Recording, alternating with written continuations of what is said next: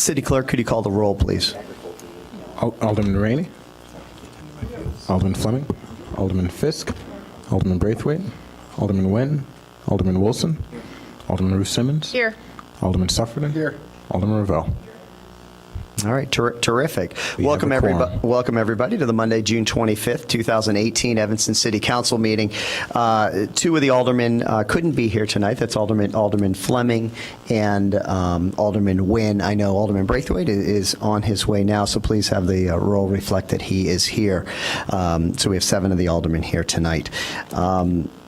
In terms of public announcements and proclamations, I just want to recognize that this month, the month of July coming up is National Parks and Recreation Month, and we have a lot to be proud of with our Parks and Rec group. Even today, somebody else, Director Hemingway, emailed me to tell me how great one of your staff is. So keep up the good work, and I know you're also a finalist for a prestigious award that I don't know when we hear about, but in the next few months, and we were a finalist last year, so we'll see if we got better luck this year, winning that prestigious award.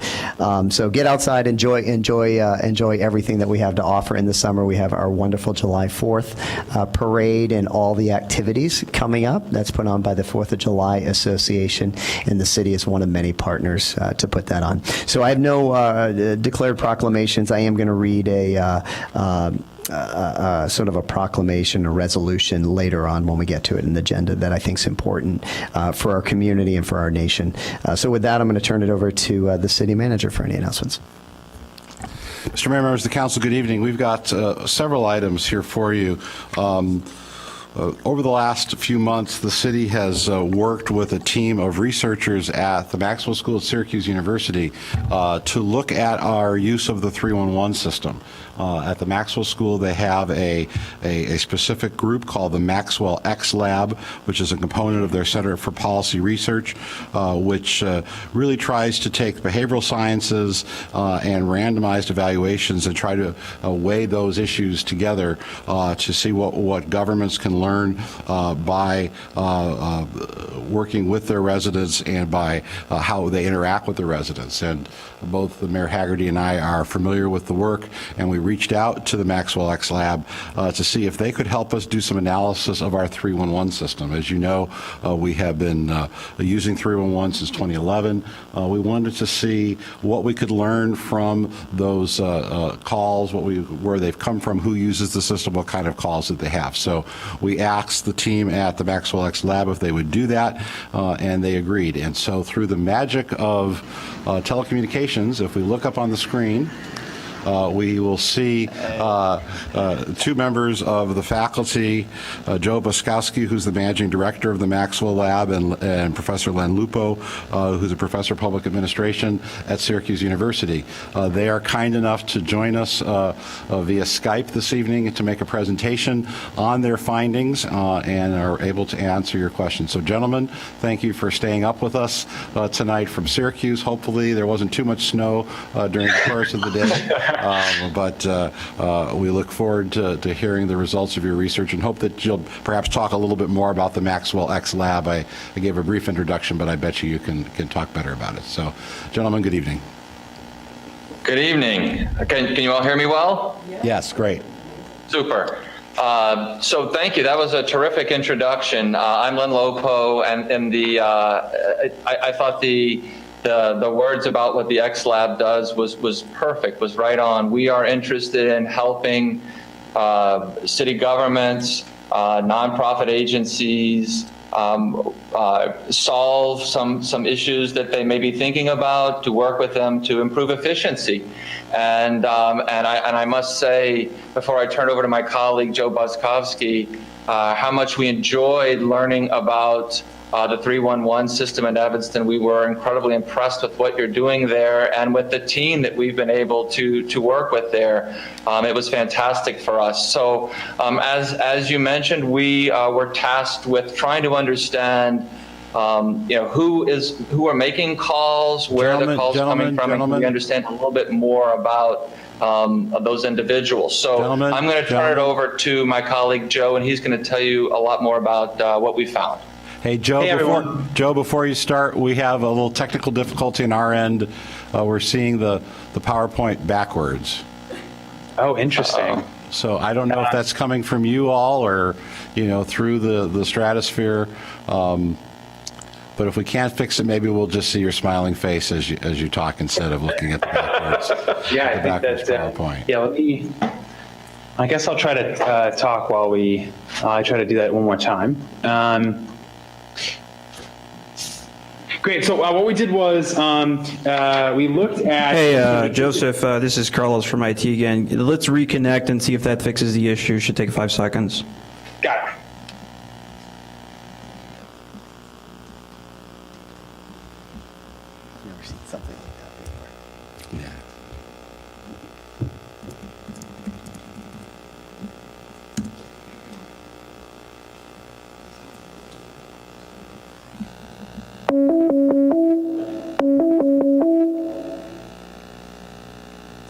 Hey, try it again.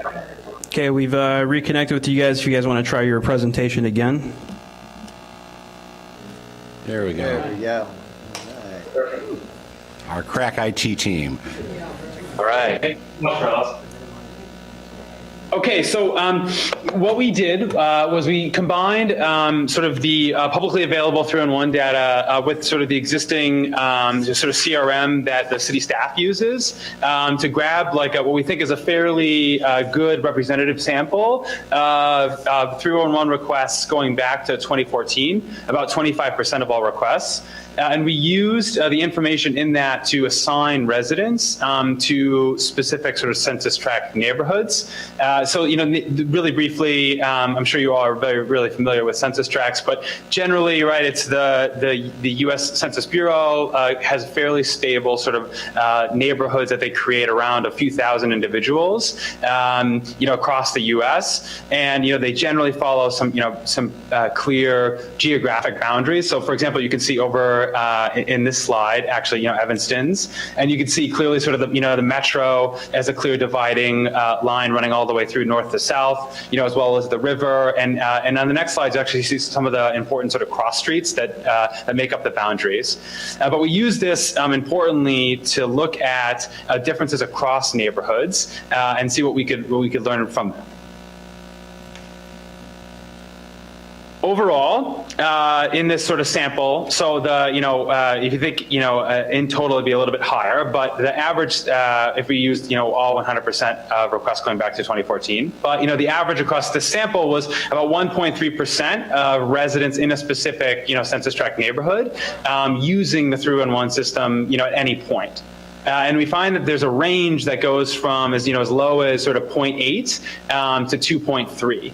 You can see on the right here is actually sort of a heat map of actually the usage across the city, and I'll sort of point out like specific tracks as we go through. But you can see fairly clearly that in the east and the southeast that there is considerably less sort of participation across the board than there is in both the west and the northwest sections of the city. Specifically, when we try to look at sort of demographics and we try to think about, what are, not necessarily what are the causal relationship between why individuals may or may not use the 3-in-1 system, but at least, what are sort of some correlations that we notice across sort of demographics in these neighborhoods and the participation rate. Some clear things sort of stand out. One is that, higher poverty tracts participate less. So, for example, you can see in the very far northwest, so tract 8090 and 8091 have some of the lowest poverty rates in the city, and you notice that they're two of the highest, and actually one of them is sort of tied as sort of the highest participation in the city. So we notice is that generally as the level of poverty rate within a specific neighborhood increases, the overall participation rate in the 3-in-1 system sort of declines. Secondly, along the education, and this one is an interesting one that sort of took a little while to see, but interestingly, it looks like educational diversity is important for, or at least correlated with 301 participation. So, for example, when we look at just the individuals who have achieved at least a college degree or higher, that actually the tracks with the highest percentages of individuals who have at least a bachelor's degree participate some of the least amounts. So you notice that those two tracks are 8099 and 8100, which are the two in the very right corner, the southeast corner of the city. And those actually have individuals who at least have a bachelor's degree of over 80%. And they, interestingly, sort of participate the fewest. So when we looked actually at, we try to break it out by high school and then some college, we find that actually when there's a good sort of mixture, roughly about a third in each category, that you have the highest levels of participation in the city. And you notice that in the southwestern tracks of 8103, both sort of, you see there's a decimal, like 0.01 and 0.02, so in the southwest of the city is a prime example of that. When we look along the race or ethnicity, so individuals who identify as being Asian, we find that as the percentage of the population that identifies as being Asian and attract increases, participation decreases. And one thing I should note here, and I should have noted earlier, I'm sorry, is that, obviously, there's some, Northwestern is, a great university, but you get some sort of funky results when you include sort of, that Northwestern track. So that's the very light one that you see at 8087, and obviously everyone knows where Northwestern is. But so for the purposes of these correlations, we actually excluded that census tract, just knowing kind of how unique Northwestern is for the larger sort of city sort of makeup.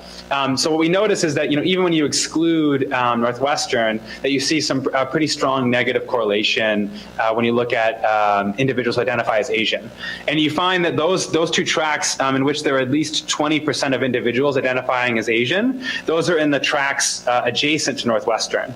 So it's 8093 and 8094, which are just to the left of where Northwestern is, and obviously just to the right of the Metro line. When we look at Hispanic, we see the not quite as strong, but in the opposite direction. That as the percentage of the tracks increasingly identify as being Hispanic, that we find higher participation rates in those neighborhoods. So examples of that are 8096 and 8097, which are actually just in the middle on the western side of the city. So just north of, you can see just north of Main Street and south of Church. Just some other findings that we had.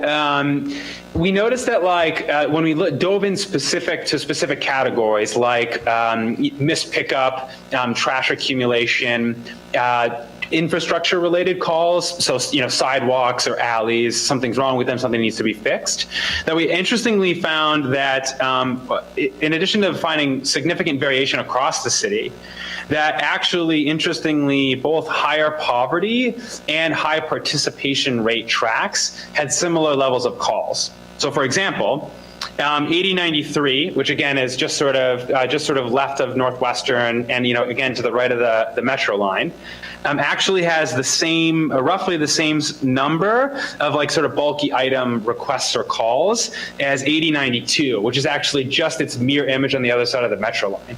And that census tract has a much lower poverty rate, and as you can see by the heat map, a much higher sort of participation overall. And another dimension, when we look at sort of sidewalk or alley related infrastructure calls, we notice that so 8093 again, so to the west of Northwestern, has roughly the same number of calls, infrastructure related calls along those two dimensions, as 8091, which is just sort of north of 8092, and so it's actually sort of kitty corner from the river and the Metro station, or in the Metro line, from that census tract.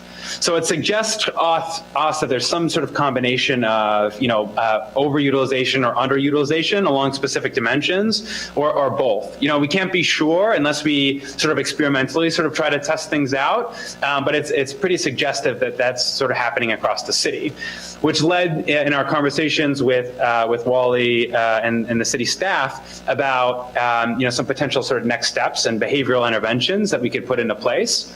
So one, quite naturally, is sort of increasing 301 participation. So in speaking with city staff, we found out that there's actually some existing communication that sort of goes out sort of regularly throughout the course of the year, and actually communication that landlords are sort of encouraged to give tenants. And we thought that that's a great way to sort of exploit some behavioral science research and that's been proven in other contexts to try and increase participation, especially in census tracts that have lower participation rates. So, for example, social norming is often, in many cases, at least along city services, often a good way to encourage participation. So, letting individuals know that actually, individuals in like them in the same neighborhood, or individuals just next to them in an adjacent neighborhood, call about missed pickups, at least once a year, for example. Another good strategy is to share sort of timely information on usual request and response times. So, Evanston, has a fairly sophisticated 3-in-1 system, and has a great staff that have developed, quite a sophisticated way of, handing 3-in-1 requests off to departments, in which departments are, very quickly sort of responding to any sort of, request or complaint. And we think that actually sort of sharing that information as part of sort of these targeted campaigns would be a great way to sort of encourage utilization, right? Often what we find in these spaces is that individuals think that, if I call, no one will really respond to it, or it'll just kind of go into the ether. But actually sort of sharing that information back might be very helpful. So, for example, we were involved in a project in Denver, Colorado, in which we were trying to get, in this case, sort of businesses to use sort of an online platform as opposed to sort of traditional sort of, paper-based strategy. And we found that, just some of these exact strategies doubled sort of online platform use. The second sort of big thing is, proactively addressing requests. So one thing is to think about, while we do a really good, Evanston, increasingly, does a great job sort of responding to requests, but you could think about even sort of, nipping them in the bud, to some extent. So, what you could do is actually use prior historical data to notify residents about, potential future issues. So, for example, right, you could notify them in advance via text message and email, et cetera, or via the software platform itself about, schedule changes or weather-related issues, right? So whether that's weather-related issues to, alleys, trees, sewer, parking, et cetera. We found that we did a trial in San Jose, California, in which we were actually targeting individuals at a specific time of year, notifying them about bulky item requests. And we found that just a really sort of simple, and in this case, we used sort of a crude postcard, but you can imagine how it'd be, even more cost effective if you were using electronic communication. But we found a postcard actually, increased bulky item requests by 146%. Which for the city, they thought as being, very successful for trying to reduce their, general sort of misuse of, disposing of, large items, kind of improperly throughout the city. So that's it. We'll stop there. We're happy to, discuss further. We love the project, and we'd love to talk more about other things we could work on together. So, Mr. Mayor, members of the council, any questions? Alderman Fisk. Well, I love this too. Is all your data is from the Census Bureau? Is that correct? Yes. Yeah. Yep. Okay. So everything, and we have access to that. I just put in Census Tract 8087.02 because I wasn't sure what the boundaries were, and it just pops up with all of the information. I think we can use this in lots of different ways. But I think it's really smart. The only frustrating thing is that the census tract boundaries don't correspond with our ward boundaries. So it's kind of. So do any of our census tracts actually lie outside of Evanston, or is everything within the city limits? As far as I know, I believe that all of the census tract's boundary, the 18 that we sort of have here, fall within the city limits. Okay. This is great, guys. Thank you so much. It's fabulous. Thank you. Alderman Ruth Simmons. Thank you. And excuse me if I missed this, but did we look at participation rates for owner-occupied versus rentals? That's a great question. I think that, so that was definitely something that we had thought about. It seemed like it was difficult given that we were only looking at a sample of about 25%, that we were starting to shave the rental versus, owner occupied a little thin. And so it became a little hard to try to disentangle that. So we ended up sort of leaving that aside for this project. But I think that's a fantastic thing to look into further. Can we look into it further? I mean, I think that it's a very important piece of information, especially as we're looking at property standards and problem landlords and affordable housing. Alderman Ruth Simmons, members of the council, certainly, I think one of our challenges now is to decide how best to use the information that we have. I think the issues of participation are important.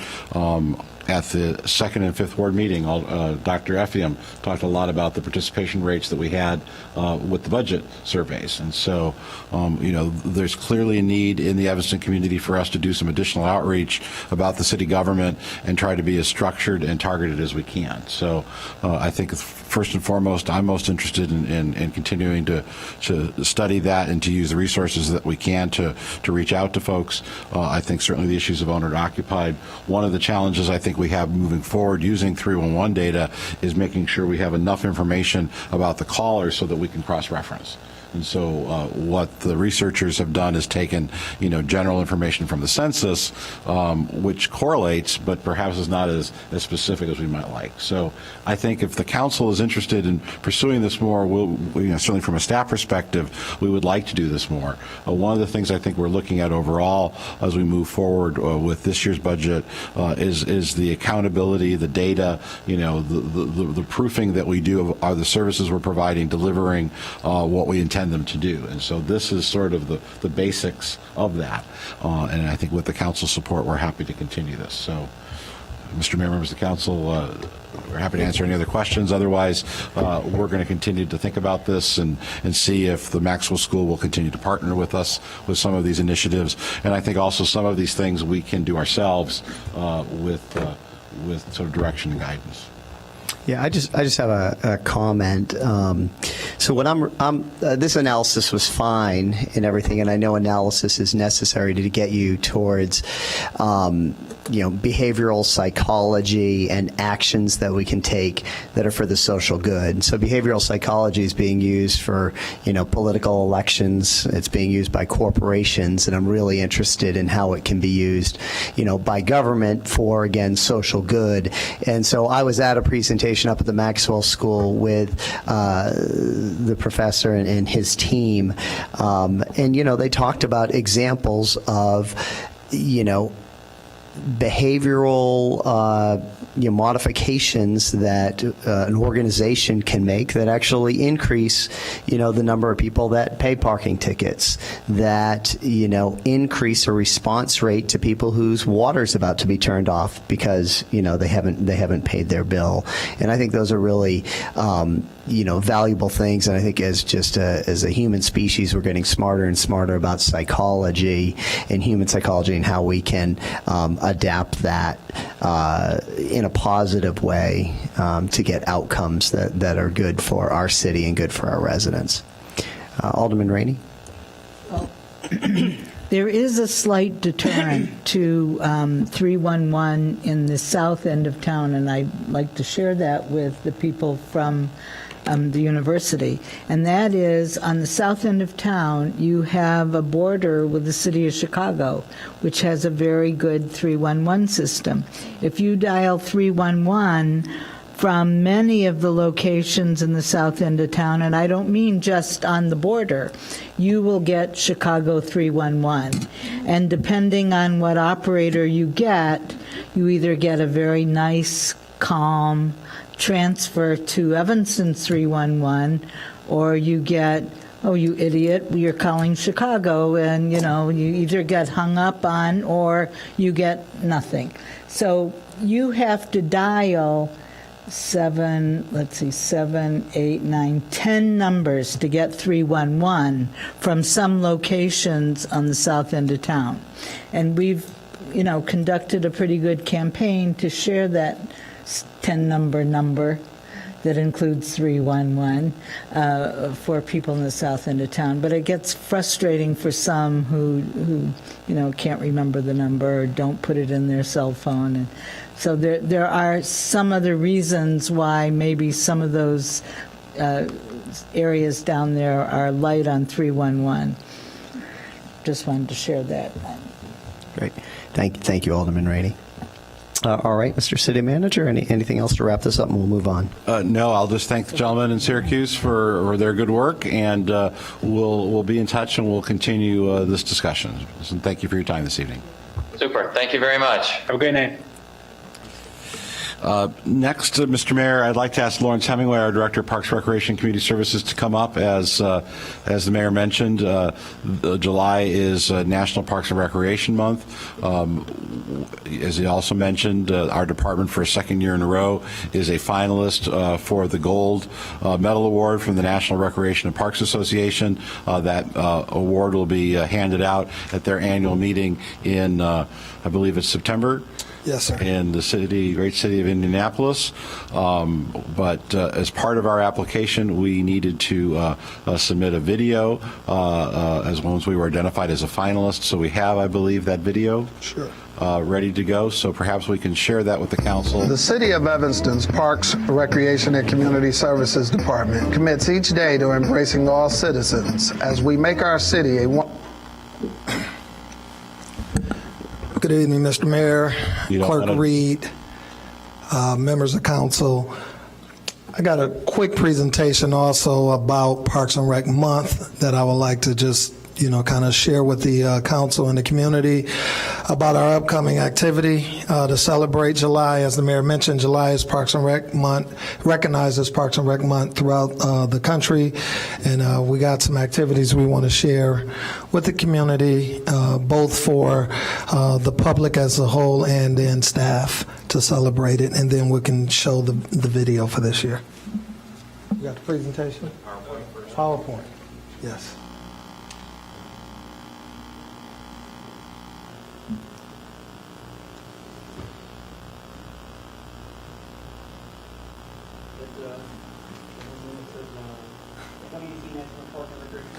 That's it. Thank you.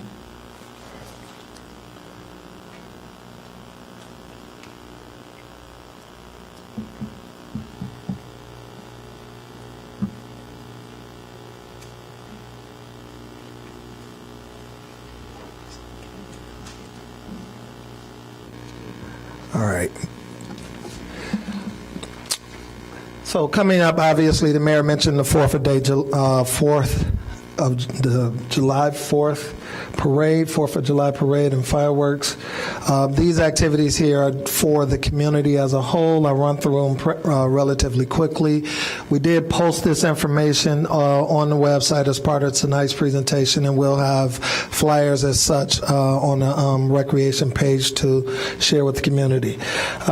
We are highlighting quite a bit of our concerts. The one on July 10th will be held at the golf course along with Canal Shores.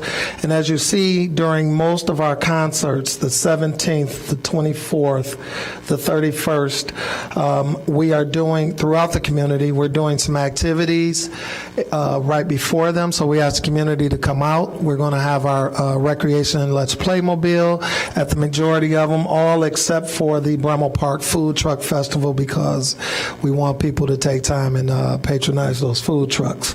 But those are the dates of our upcoming concerts. We have them all listed on our website as well. Starting July 14th, our second play that's being produced by the Fleetwood Jordan Community Theater will start. Top Dog, Underdog. The plays are run on Saturdays at 7 p.m. and at 3 p.m. on Sundays. The dates are listed: July 14th and 15th, July 21st, 22nd, and July 28th and 29th. And then our largest special event of the year, our World Arts and Music Festival here hosted on the lakefront for the community, take place downtown at Dawes, is going to be on July 21st and 22nd.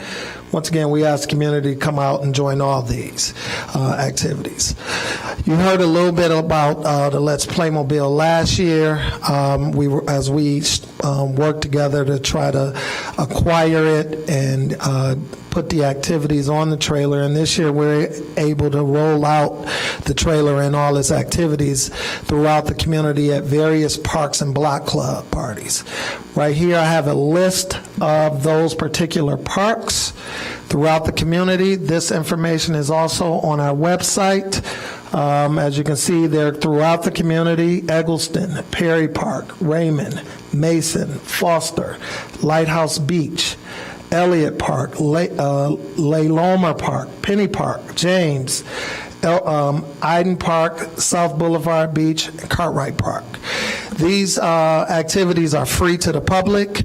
We pull up the mobile trailer, we come out, we open it up, and we have a variety of activities, from board games to jump ropes to badminton, kickball, softball, you name it, we're out there doing it. We have staff that brings the recreation to the community, and so we're asking you to join us. All those dates there. We're very excited. It has been very popular this summer. What's not listed is block clubs, because we also take the Let's Playmobile trailer to the block clubs here in the community. We got a schedule for those, and we are doing that as well. So we added a new feature with the Let's Playmobile theme this year, and that's Let's Play at the Beach, where we're offering 3 free beach days to the community. You have them listed below. The first one was this past Thursday. We got rained out. So we're going to look to try to schedule one in August to replace that or reschedule that. But you can see the beach is free to all Evanston residents with proof of residency on these dates: June 21st, July 12th, and July 26th. Now let me be clear. It is free not at all beaches. It's free at the beaches that are listed as part of the program. So Clark Street, Lighthouse Beach, and South Boulevard on those particular days. Again, we're looking to celebrate. We're using this as part of our celebration of Parks and Rec Month. And activities here for staff, as you can see, we got quite a bit. We do some games, we do some arts and crafts. We have these dates and scheduled. We're going to do some craft activities at Noise. We're going to play kickball. We're going to do broom ball over at Robert Crown on the ice. We're going to take the staff canoeing for those who can join us, play volleyball, flag football, and some minute-to-win-it games. So these are activities that the staff can participate in. Again, the dates are listed here on the presentation. And now I would like to present to you guys our 2018 gold medal video.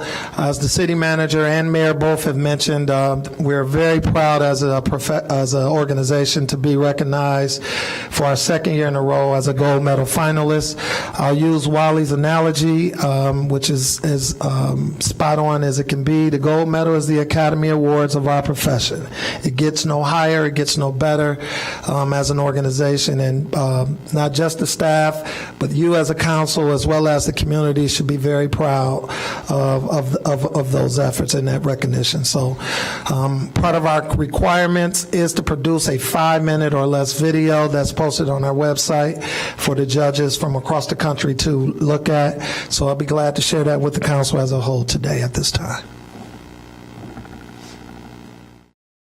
The City of Evanston's Parks, Recreation, and Community Services Department commits each day to embracing all citizens as we make our city a wonderful place for all of us to live, work, and play.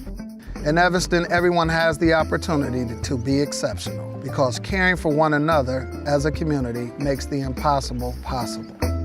Evanston is home to a beautiful lakefront with over a mile of paved park trails and 6 beaches along the shores of Lake Michigan. We offer free season beach passes to income-eligible residents, ensuring that people of all socioeconomic levels can use our beautiful natural resources. We're dedicated to making the lakefront and all of its amenities accessible to individuals with disabilities, which is a key component to our ultimate goal of total community inclusion. Evanston's Therapeutic Recreation Division is a leader in its field, offering a breadth of services including sports, cultural arts, social activities, after-school programs, and exciting special events. 2 of our Special Olympic athletes are health ambassadors that travel the state to educate and encourage others to live a healthy lifestyle. Being committed to diversity and creative excellence is paramount to our Parks, Recreation, and Community Services Department and our city. Fleetwood Jourdain Theater has been our city-sponsored theater company for 38 years, and in 2017 was nominated for 11 awards by the 23rd Annual Chicago Black Theater Alliance, winning 3: Best Direction, Best Actress, and Best Lighting Design. Fleetwood Jourdain produces a variety of community programs and special events year-round for all ages. A key strength of our city is the Youth and Young Adult Division. This stellar division features 8 talented outreach workers to employ 5 life-changing strategies: community mobilization, development of educational and workforce development programs, social intervention, case management, and organizational development. The publicly supported Mayor's Summer Youth Employment Program provides over 650 job opportunities with training and work experiences preparing and encouraging Evanston's younger citizens to dream big and better their chances for a positive future. Our Youth and Young Adult Division is a true cornerstone of our Evanston community. Built in 1974, the Robert Crown Community Center has long served as a venue for hockey, figure skating, soccer, football, lacrosse, dance, summer camps, and preschool programs. Today, a re-envisioned Robert Crown is scheduled to begin construction in the summer of 2018, financially supported, in part, by volunteers who formed Friends of the Robert Crown Center. The new state-of-the-art facility will feature 2 full sheets of ice, a library branch, indoor running track, turf athletic field, and much more. The new Robert Crown Center will be another hub for health and wellness. As a 4-star community for national excellence in sustainability, conservation of natural resources is a pillar of our city's livability. Evanston's Ecology Center is devoted to teaching the public about wildlife conservation, habitat preservation, stormwater management, and recycling and environmental stewardship. The center is also home to an apiary with 4 beehives, 2 rain gardens, 3 pollinator gardens, solar panels, a living wall, critter exhibits, and 2,400 square foot urban demonstration garden. Evanston's Let's Play mobile trailer travels to various parks, block parties, and special events with fun outdoor equipment, promoting healthy, sociable interaction throughout the community. As a World Health Organization-endorsed age-friendly city, our award-winning Levy Senior Center is a one-stop shop for most senior needs and is the heart of our senior community. The center offers programs focusing on lifelong learning, socialization, fitness, arts, and social services. Evanston's Downtown Farmers Market was voted 2017 Best Farmers Market in the Chicagoland region by Make It Better magazine readers. Nearly 7,000 people visit the market every Saturday from May through November, patronizing the 50-plus vendors that offer a wide variety of fresh produce, agricultural products, and handcrafted items. Evanston's Farmers Market is another valuable asset that makes our community truly unique. As you can see, the City of Evanston's Parks, Recreation, and Community Services Department is creating the most livable city in America by using NRPA's 3 fundamental pillars as its core strategies: health and wellness, conservation, and social equity.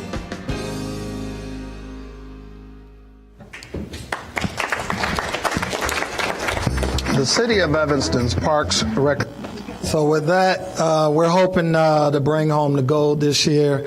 We're very proud. I have a wonderful team of very highly skilled professionals, and it's my honor to lead them as we try to bring home this award. With that, if you got any questions? Wow. All right, thank So you. who's the competition this year? So very interesting. This year there are 3 college towns.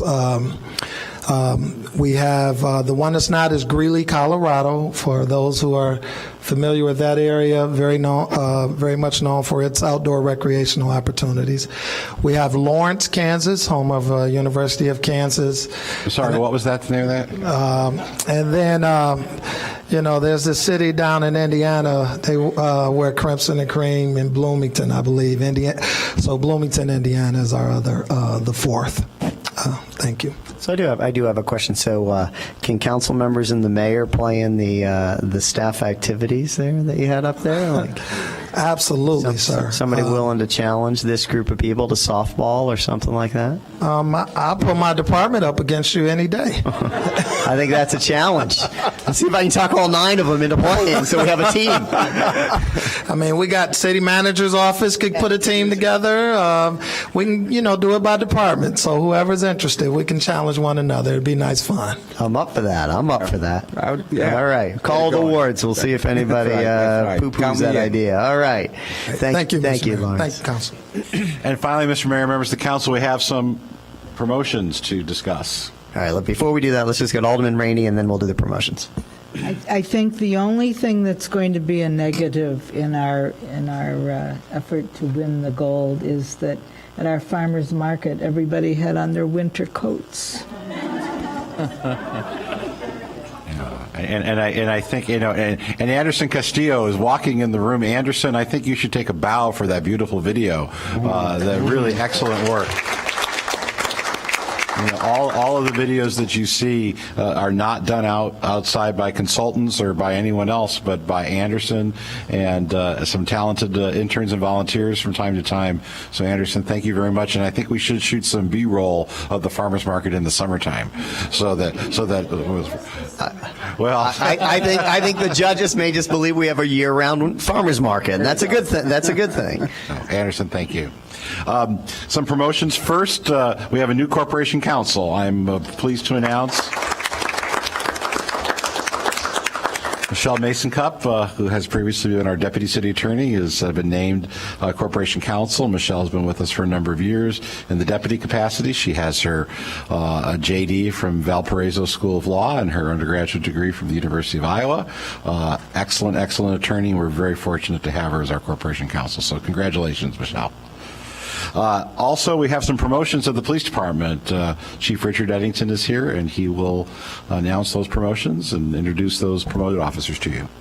Good evening, Your Honor, Mr. City Clerk, Alderman, City Manager. With the retirement of Deputy Chief Jay Parrott, that created several openings in the police department, and I'm pleased to introduce the individuals who've been selected to fill those vacancies. First, I'd like to introduce Sergeant Tim Sullivan. He was hired in April 2001. During this time, he's been a field training officer, range officer, and evidence technician. He was a forensic specialist assigned to NORTAP for 6 years. Most recently, he was assigned to the Detective Bureau. He's been married for 21 years, has 5 children, graduated from John Marshall Law School, admitted to the bar in November 2010. Sergeant, if you go forward and accept their congratulations, please.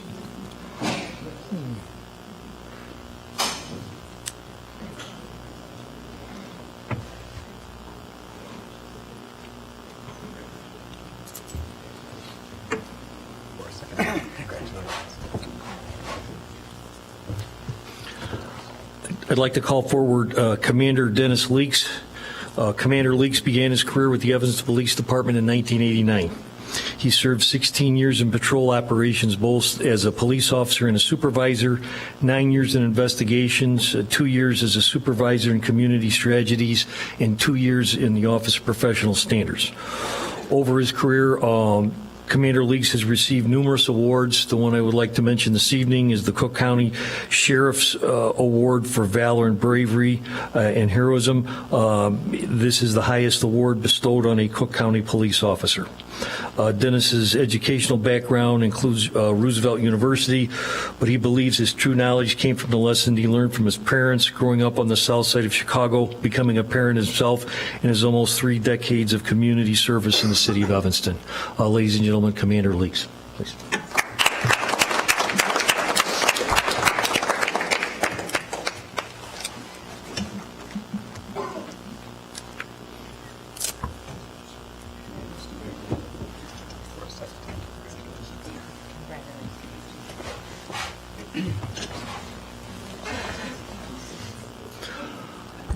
I'd like to call forward Deputy Chief Joe Dugan. Deputy Chief Dugan has been in law enforcement since 1989. He's been with the EPD since May of 1997. He's worked in patrol, detective bureaus, special operations groups, OPS, and as the executive officer. Most recently, he was the commander of the detective division. He has a master's degree in public safety administration and has completed both the Northwestern School of Police Staff and Command and the FBI National Academy. Deputy Chief Dugan.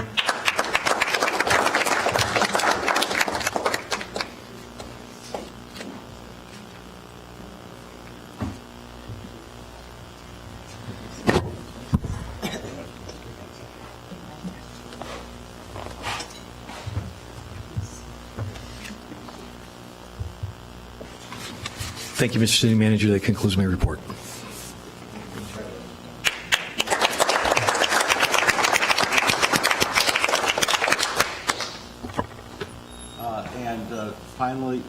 Finally, Mr. Mayor, members of the council, July 4th is around the corner. We would remind our residents of the local ordinance that prohibits the placement of chairs, couches, other materials on Central Street prior to 6 a.m. on July the 1st. And so we ask our residents to be mindful of that. We also ask them to be mindful of the right-of-way, that they need to leave sidewalks clear, until the parade begins. So most residents know the drill. But again, to remind folks that Sunday, July 1st, 6 a.m. Is the first opportunity to do that. The 4th of July activities are on our website. Playground games in the morning, all throughout the city. The parade starts at 2 o'clock in the afternoon. Fireworks on the lakefront. I think it's also important to remind our residents that the city does not put on these activities. These activities are put on instead by a nonprofit Evanston 4th of July Association. The costs associated with putting on the parade, the cost of the fireworks, the music at the lakefront, all of that are done through volunteer donations. So we would encourage people, if they are so inclined, to support the Evanston 4th of July Association in its activities. And then finally, since we will not meet again before... I'm sorry. Every year I get this complaint from neighbors. Can you also press the point that fireworks are not allowed in the city of Evanston and that they distract the police from very important other calls during that holiday time? Absolutely. Thank you. And if Chief Eddington is still within the sound of my voice, I'm not sure he is, we actually, with the fire department this year, have some special operations planned to deal with that. Earlier, we have often received complaints from residents on the 2nd and 3rd of July. Chief Eddington, if you can hear me, and he's coming back into the room. Yes, but fireworks are illegal in the state of Illinois, in most communities, certainly illegal here. Chief Eddington, we're talking about fireworks enforcement. If you could talk a little bit about some of our plans for the current season. Thank you, Mr. City Manager, Mr. Mayor, Mr. City Clerk, members of the dais. We have reviewed our fireworks enforcement over the last 3 years and found that record wanting. We have drafted a template for the issuance of firework tickets, which is kind of unique because it's under a fire code rather than a regular enforcement code. So we've taken the steps to make sure that the officers are familiar with this and are able to enforce that. Additionally, we have changed to a large degree our deployment of personnel during the 4th of July celebratory events. We have divided up our reserve officers or our arrest teams and given them specific assignments throughout the city to focus on fireworks enforcement, which they would be pulled off of in the event of a major event or a need for additional arrest teams. And so as we change that deployment for the 4th, we've also began that enforcement now, and so the officers have that information, and I'm looking forward to feedback from the residents and the members of the dais to see if they feel this year's enforcement was more effective. Is there a fine associated with that ticket, Chief? Yes, there is. And the dollar amount? $125. Perfect. And can we all have some, or I'll ask for myself something that I can push out in my newsletter?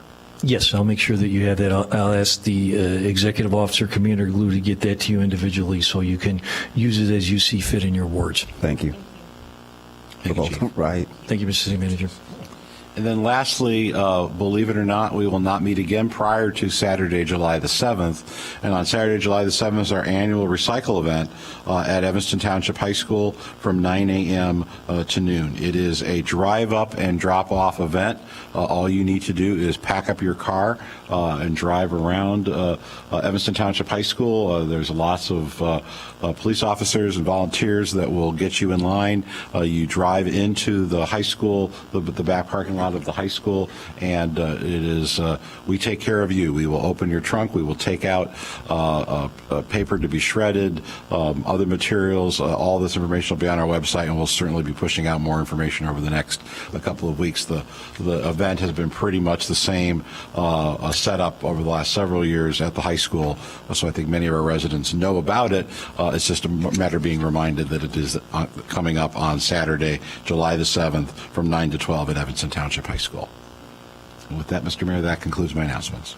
Terrific. Thank you, Mr. City Manager. City Clerk, do you have any announcements? Yes, just very quickly, I just want to, one of the great honors of my role as city clerk is that I swear in all police officers and firefighters, and so there aren't three men that I can name that deserve the promotions that they received more, and so I just want to extend my congratulations for a third time to all of those gentlemen.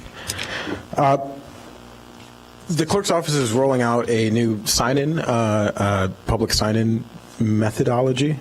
We are using a digital sign-in sheet that allows us to collect better statistics on who attends city council meetings and what wards folks are coming from, so we can use that information to inform us where we could make improvements. So we do have what we'll have. We had a pilot today, as I will rename it a pilot. It was not intended to be a pilot. And so over the next few weeks, we'll have myself and staff posted in front of the council chambers to assist folks with transitioning to the new system.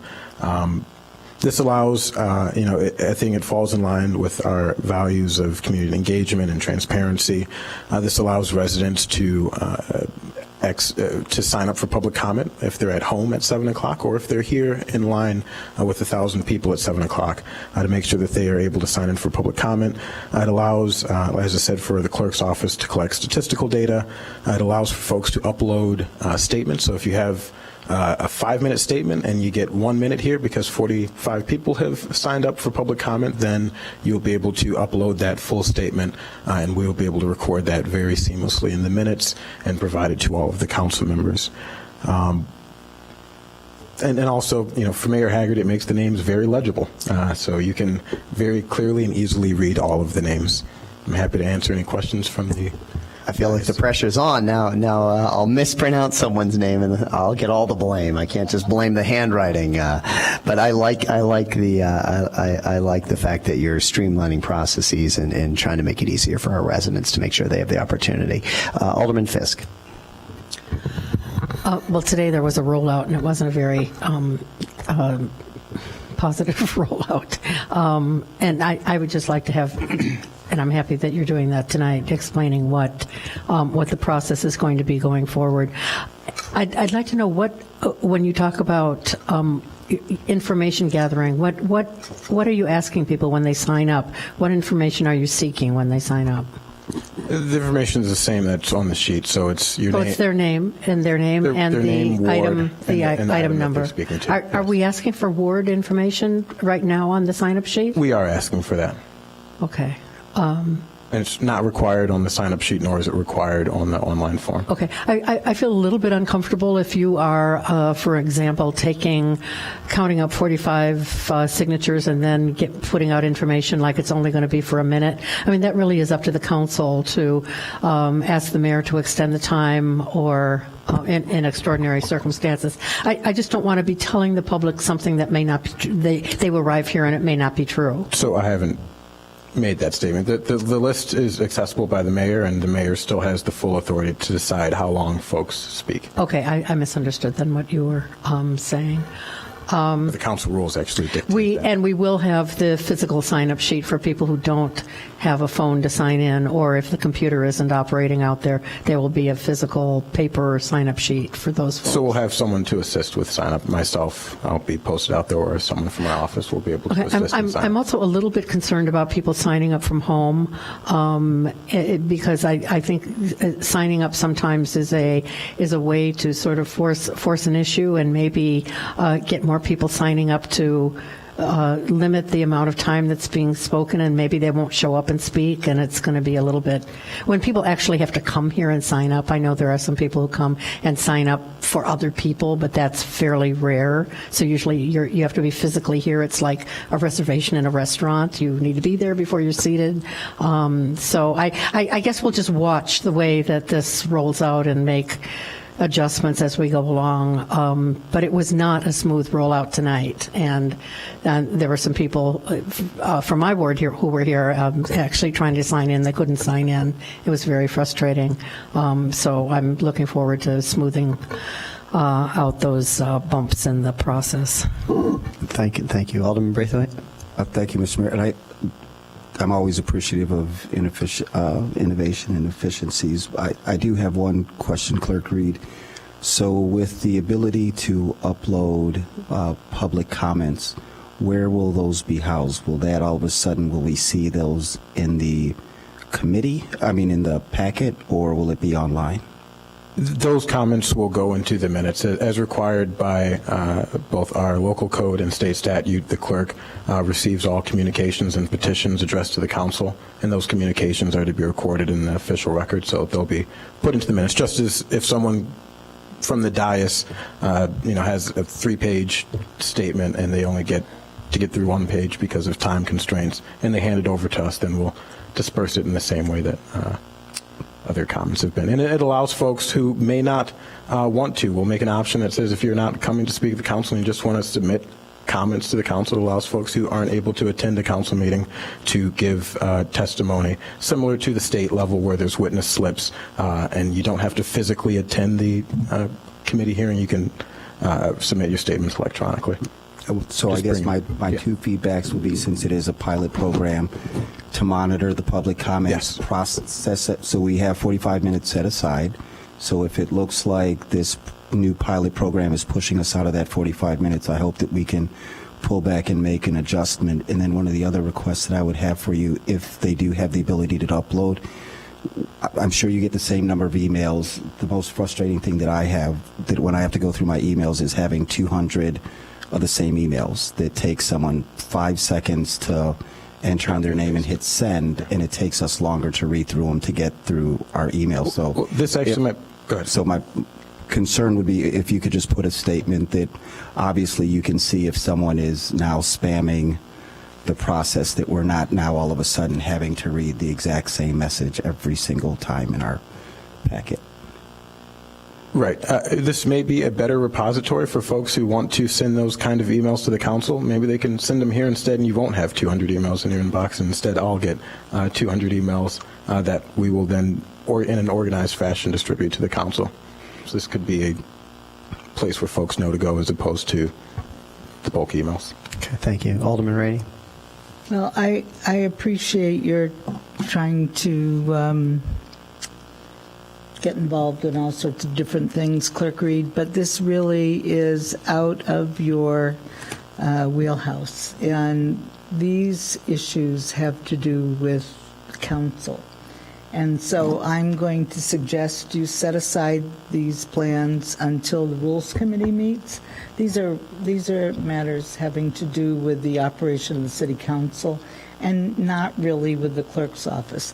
If people come here and testify or speak to the council at citizen comment, those comments then can be recorded by you and be filed by you. But it's not your job to tell us how they should do that. And so I'm going to ask you if you would like to come to the Rules Committee meeting and give us some advice. That would be okay. But I really would appreciate it if you would let the council figure that out. Thank you, Alderman. I agree with some of the concerns that Alderman Fisk mentioned. This business of recording names and addresses and all of that, I mean, No addresses are recorded. And I'm really going to object to your taking over this job. All right, It's the council's job. Thank you, Alderman Rainey. Alderman Wilson.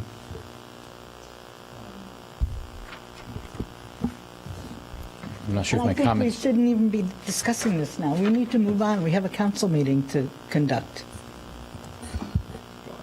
Alderman Wilson. I'll pass. Okay. Okay. So let me. I tend to agree with Alderman Rainey that we should talk about it just as a rules committee, Clerk Reed. And so I don't. Again, I like some of these potential efficiencies and all of that. I like what you're doing in terms of getting additional community engagement. I just think it's a conversation that the rules committee needs to have. Confirm that the rules committee is okay with it, and then you're good to implement. So it is, if I may, it's very clearly written into the code and state statutes that it is the clerk's responsibility to accept all communications to the council, and historically the clerk's office has been responsible for the public sign-in of public comment. So I think it falls directly within the wheelhouse of the clerk's office, maybe more so than anything else that I've ever tried to pursue. So let's take it up at the rules committee, because again, right now the way it goes is, there's no formal, unless somebody knows to send you, some communication that they want to go into the file. That's not typically done, here, unless somebody comes up to the podium. So let's put this on the agenda for the Rules Committee. We'll have you come. You can talk, to the Rules Committee further about it. Let's go on to the agenda. We've got several things. Is the council saying that I am to stop the program until we have August? Until we have the Rules Committee. I think that's the direction we're given. Yeah. Okay, so let's go to the next item on the agenda, which is the public hearing. We're basically going to have a hearing within our city council meeting tonight. So I want to explain to people what's going on. There's a Tax Equity Fiscal Responsibility Act of 1982. It's called TEFRA, and there's a TEFRA hearing and public comment period that's required. This is whenever you're going out with bonding that's using 501c3 bonds. That's correct, Hitesh?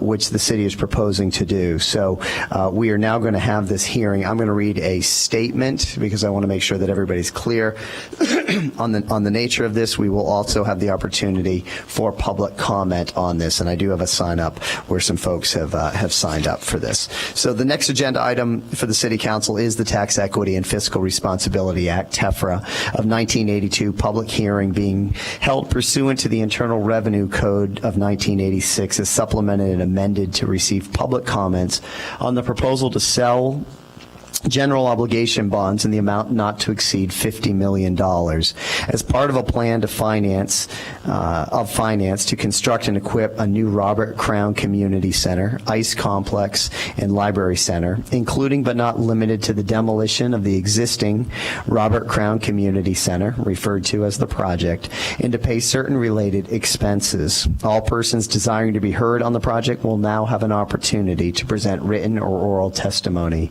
to the Evanston City Council. The project will include a new building of approximately 135,500 square feet to be used for a public library, an expanded ice arena, a gymnasium, a child care center, an indoor running track, multi-purpose rooms, and educational and cultural program spaces, together with adjacent turf sports fields. The project will be located on the current site of the Robert Crown Community Center, 1701 Main Street, Evanston, Illinois, 60202. The project will be owned and operated by the city. The bonds will be general obligation bonds of the city issued pursuant to its home rule powers and one or more bond ordinances to be passed by this city council. Notice of this hearing was published in the Chicago Tribune, a newspaper of general circulation, on June 1st, 2018. than 14 days before this hearing. The City Council has on file a copy of the publisher's affidavit showing said publication. Do any aldermen have any comments regarding the project or the proposed issuance of the bonds?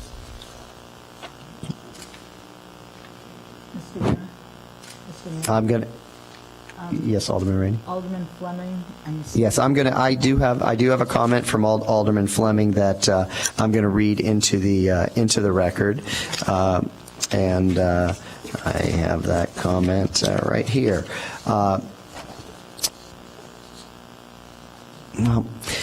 She has two comments about the bonds and the debt limits. I'm going to read one right now on the bonds. And this is Alderman Fleming, who couldn't be here but issued this written testimony. Given the ongoing financial decline of our state budget, the constant calls for financial assistance from my constituents, and our city's looming budget deficit, I have many concerns over the requests to bond $50 million for Crown. While I understand the need to renovate Crown and many other city facilities, and applaud the great efforts to subsidize the cost by Friends of Crown, it would be my preference that we make more efforts to raise revenue prior to bonding. Without the ability to vote on the matter tonight, I respect the careful consideration that my peers will give this issue and will continue to propose more revenue-generating ideas next week. In addition, I voice my strong opposition to EPL's Evanston Public Library's continued discussion to request $10 million in bonds for the renovation to their main branch, given tonight's request for $2.1 million in financing, $1.25 for a branch at Crown, and the remaining for the main branch renovations. And that's her statement on bonds. I'll read her statement on debt limit when we get to that later in the proceedings. Alderman Braithwaite. Thank you, Mr. Mayor. And I'm going to assume that others have some questions about what we're being asked tonight. So I just want to first start off by saying that, I see Pete, Jean Greco in the crowd, a committee of one, but I know there's so many other people that have been involved with the fundraising. This past weekend was another amazing effort from our community to help offset the cost of this large capital offense. So I just want to start off by saying thank you, is the one person who's here. And I've had a brief conversation with Mayor Haggerty. One of the things that, the feedback that I've heard along with Alderman Fleming's, comments, we started this as a council last year, and we were right around a $30 million project. And I would be surprised if me, along with everyone else, have heard feedback from our community, especially from the folks with the other project, Harley Clark, have asked questions like, how do we get there? And so I don't want to unpack the whole thing, but I'm generally supportive of this project, but I think it's important, whether it's Erica or Director Hemingway, and I've talked to staff, I've like two basic questions, just a summary of how did we get there, the 30 to 50, because that's $20 million, and we're being accused of being fiscally irresponsible with the spending of Crown. So I'd like an explanation of that. And then the other question is, with the increase of the capital expense, what are we doing in terms of our operating expenses for Crown? So with more size, more programming, should we expect a larger operating budget? I know how the Friends of Crown are being very aggressive about the maintenance and defraying that, and I just received some numbers, so I think it would be helpful, Director, to talk about that at a very high level, and then at some point republish it at the appropriate time for the community to see. So those are my two issues. And then, again, not if this is for action, there were some other items that I saw they're being bonded out that I just have a few other questions. So I'll deal with the Robert Crown piece first, and then I can back into the other questions that we're including in this package, because this is a lot of money. Yeah. Indeed it is. City Manager? Would you like us to answer those questions? Or you want to get other questions? Go ahead. Let's go ahead and get Alderman Braithwaite's questions answered, and then I'm going to go to Alderman Wilson next. Okay. Good evening, Mr. Mayor, Clerk Reed, City Manager Bobkowitz, and members of council, Erica Storley, Assistant City Manager. It's When we come back to the council on July 9th for our next council meeting, we're going to be requesting that the city council approve the construction management contract for this project, which, as we've talked about in the past, is $53 million. Obviously, the bonds we're selling tonight are going to go towards that project, assuming it is approved. The process from 7 years ago to today, to where the numbers started and where they've come to, has been an iteration of many different ideas or thoughts or how this project would proceed, starting off with renovating the existing building.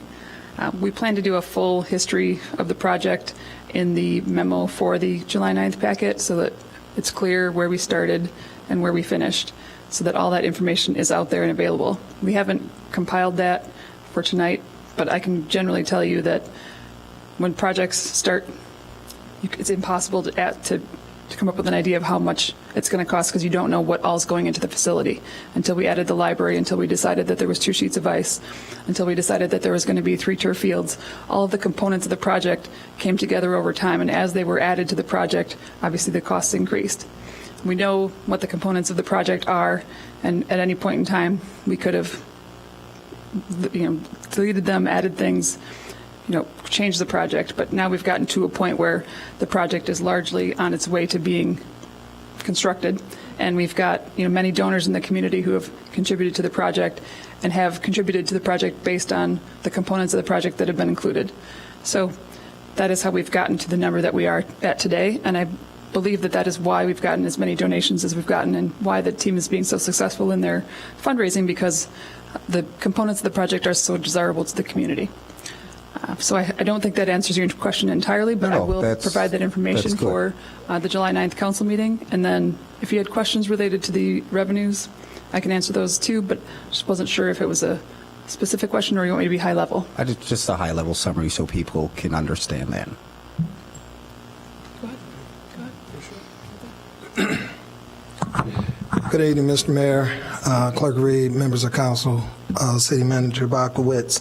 In terms of the operating cost and the revenues, we've sat down and we've done a preliminary budget. That budget will, as you stated, this facility, that budget will increase on the expense side, because we are doubling the capacity of the current building. So we would need more staff, and we've got some projections that we are prepared, that we believe we can live with, but that does cost more money. But with the new facility, we're going to significantly increase the amount of revenue that's generated, i.e., currently in the current Crown, you have a gymnasium that basically sits idle until 6 p.m. on a day-to-day basis just because of its connection to the preschool, and you can't access it until the preschool is complete at 6 p.m.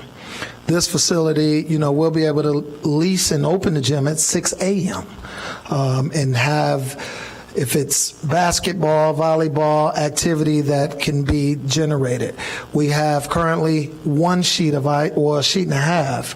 We will have 2 full sheets of ice. The market rate on ice per hour currently has increased significantly, but we're waiting until we open the new facility before we start going up, or increase those particular rates. The number of multi-purpose rooms that are going to be in this facility as compared to the current facility, instead of being able to host 1 birthday party on a Saturday, we can host 3 or 4 birthday parties. Currently, and then the capacity in terms of, we have outdoor activities that our various youth sports agencies currently pay a fee for and have access to. By having 3 artificial turf fields, we're able to grow that capacity in terms of it providing more opportunity for more activity on those fields. And so all of that will increase the amount of revenue. And as the assistant city manager spoke earlier, we can give a very much in that packet for July 9th. We will share our current projections of expenses, our current projections of revenues that we've worked with the finance team to come up with. So thank you. Thank you. Thank you. Mr. Fleming. Alderman Wilson. Thank you. And as everybody knows, this is the culmination of well over a decade of work, and I do appreciate the extraordinary amount of work that's gone into this, from going back to prior needs assessments that predated my tenure on the council, to the various iterations for projects that came forward. And going back many years ago, it was apparent that we weren't really going to be able to do this project in the way I think that our community expected it to be done without a significant contribution from the community. And that was from the council's perspective, that was a pretty big leap of faith. But I think it was one that was obviously well-founded. The fundraising is covering roughly, it's rough, but roughly 20% of the cost, and that is a very significant contribution. But I think when we look at this, it's an expensive project. It's not the cost is not to be taken lightly, I think, by any of us. But I think what is interesting to me is the fact that this is a bit of a different kind of business model for a public facility.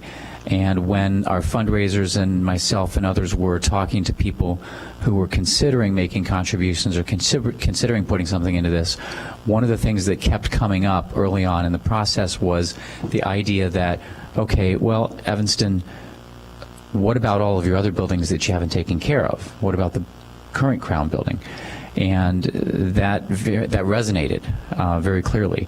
So with this project, this business model does account for that with this maintenance fund that's going to be managed not by the city, but by a separate not-for-profit organization that will keep those funds separate. If we watch what's happened in the state and other communities, more than once there have been situations where there will be a pool of money for X purpose, and there's a budget problem, and the Supreme Court of Illinois has said, yeah, it's okay. You know what? It's the state's money. If there's a budget problem, even though it's allocated for this other thing, they can go and take that and use it for something else, which leaves the thing that it was allocated for without the resource. So with the development of this model, it protects the commitment of the donors on a long-term basis. Hopefully 20 years down the road, when I'm not a council member any longer, the people sitting in the dais will be saying, wow, I'm really glad that that council in 2018 structured it this way so that we have money in the bank to fix the roof, to fix the chiller, whatever else might come up. So that's one of the things that's particularly appealing to me about this model, and I think that it's designed to protect the asset and to lessen the burden on a long-term basis for the community. So I'm grateful for the fundraising. I'm grateful for the thoughtful approach that everybody's taken on this. Thank you, Alderman Wilson. Alderman Rainey? Yes, Alderman Wilson, you just made a reference to the fact that we haven't taken care of Robert Crown. I have to disagree with you because I've been on this committee, on the Public Works Committee for I can't even tell you how long, and I have voted to spend millions of dollars over the years. We have taken very good care of that building, and the fact is it has had so much heavy use that we have kept up. We have taken care of that building. I think you misheard what I said. No, you said there's a subtle difference. I think we'll just have to listen to the tape privately so you can hear what you said. But to send messages that we don't take care of our buildings is a bad message to send to the public. We have taken care of it. We might not have a huge endowment to care for it, but we have cared for that building. And what I said was that I personally and others got feedback from the community who perceived it that way. Whether we did or didn't, the perception was there, and that made it a much more difficult pitch to sell. But doing it this way, I'm sure that when you voted on those repair costs, it would have been a lot easier if you could say, oh, look, there's money in the bank for Crown. I don't have to dip into the general fund, or I don't have to try to find new bonds for that. So that, I think, would have historically been more helpful for you if that was something that had been in place previously. So I'm not taking issue with whether or not things were taken care of. It's just a perception that was out there. All right, thank you, Alderman Wilson. Alderman Fisk. I think some of the issues regarding the old Crown had to do with subsoil conditions, and they were unforeseen at the time, but I think pretty immediately came up and were clearly a problem. We've addressed them now. And that's really important. This building, and that's part of, I believe, what's driven the price up somewhat, is that we're doing it right this time. I know the intention before was to do it right, but somehow or another it didn't. That just didn't happen. And so the soil conditions, really important issue to get down to that bedrock and make sure the building will be structurally sound and standing over a long lifetime. Alderman Wilson, I'm really glad you brought up about the structure of funds to maintain the building, because I do think that's really important, and that will assure everyone that going forward we're going to be able to not only maintain the building, but the money will be there and earmarked for this and not spent in any other ways. So that when you and I are sitting in rocking chairs on some front porch, the council up here won't have to be dealing with the same issues that it's been dealing with for many years at Crown. I am totally in support of this building. I am in awe of the fundraising that's come forth out of the community. This is just such an important project for us. And I'm just hoping everyone is supportive. Great. Thank you, Alderman Fisk. Seeing no more lights for discussion among the aldermen, City Clerk Reed, has any written testimony been received regarding the project or the proposed issuance of the bonds? I have not received any. Okay, terrific. Thank you. Public comment is now open concerning the project and the proposed issuance of the bonds.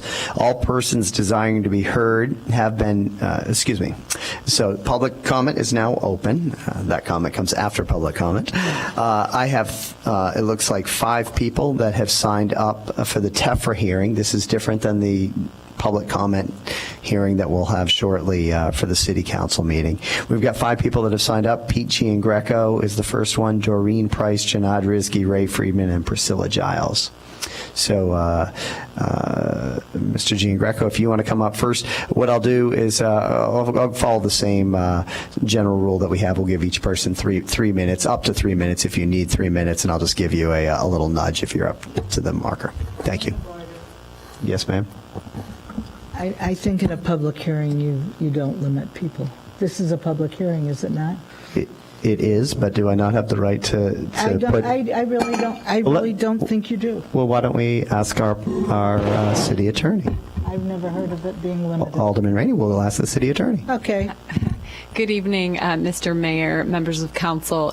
It's up to the discretion of the mayor, but since we have such a limited number of people, I think they can probably speak for as long as they want. We also do a bond counsel here who specializes in this issue. Sharon Levy's present, so she will give me a nod if she believes that we need to. That's what I thought. It's to the discretion of the mayor. Okay, so I'm gonna ask people to keep it, to no more than 3 minutes, and if you're gonna have to go over 3, but you have something that's critically important that you haven't said, just let me know, and I'll use my discretion whether to give you a little more time. Mr. Giangreco. Mr. Mayor, City Clerk, members of the City Council, I'm Pete Giangreco, and I sit on the board of the Friends of the Robert Crown Center. I'll do a very brief summation of the challenges that we have before us. Number one, we have our most used facility in Evanston. We get 100 to 150,000 visits every year. We have just about loved this building to death. It's 43 years old. The city was faced with a decision to continue to put more and more money into a building that we have loved to death, or to replace it with something that the that the community really needs. And it decided, I think smartly, to invest in a new facility instead of trying to keep, the old one going for just a couple more years. So that's problem number one, is how do you keep the most used center going? Problem number two is we have no publicly available turf fields in Evanston. Literally, if you go from Chicago to the Wisconsin line, there are almost no towns that don't have turf. So to make the comparison, Oak Park, which is similar to Evanston in so many ways, but has only 2/3 of our population, they have 300,000 square feet of publicly available turf. We have 0. We have the high school, which is book solid. It's not publicly available. Problem 3 is we have a child care center, which is great. It serves a quality, affordable child care for 100 families, but it would not make NACE accreditation. Cinder block walls, not a lot of natural light, the configuration of the bathrooms. It's not the best child care center that we could offer. Most importantly, we have an equity problem in Evanston. The great library system that we have is for years tried to address that equity by trying to bring more services to the south and west neighborhoods in Evanston, and for good reason. The 4 elementary schools that serve Crown, those schools, the students, between 44 and 63% of the students qualify for free or reduced lunch, and they are far away from some of the educational opportunities that they deserve. One of the reasons why Northwestern University contributed $1 million is because they want their students there, tutoring, mentoring, helping out. We have the Evanston Library staff that will be there to help with homework, and we'll address one of the other structural problems that we have, which is 14% of Evanston households don't have Wi-Fi at home. That's really important when they hand you the computer at Evanston High School. If you don't have Wi-Fi at home, they may as well be handing you a notebook. In this neighborhood, it's up to 20 or 25% that don't have Wi-Fi at home. The Evanston Public Library, you'll be able to check out Wi-Fi's and take it home. So anybody can look at the problems, right? And people will probably come up here after me and say, oh, you can't do this. The debt is always a problem. Well, we should be about solutions here, not just about pointing out problems. So what Friends of Robert Crown has set out to do, we set a goal of raising $10 million. We met that goal back in October, and the City Council put together a strategy to bond out.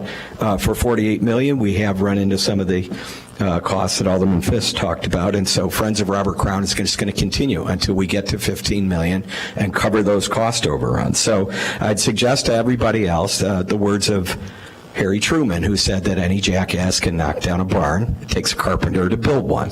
What we're trying to do here is to do this together and to do it right, and to bring a positive force. And just to finish off, we had a press release that we released this morning.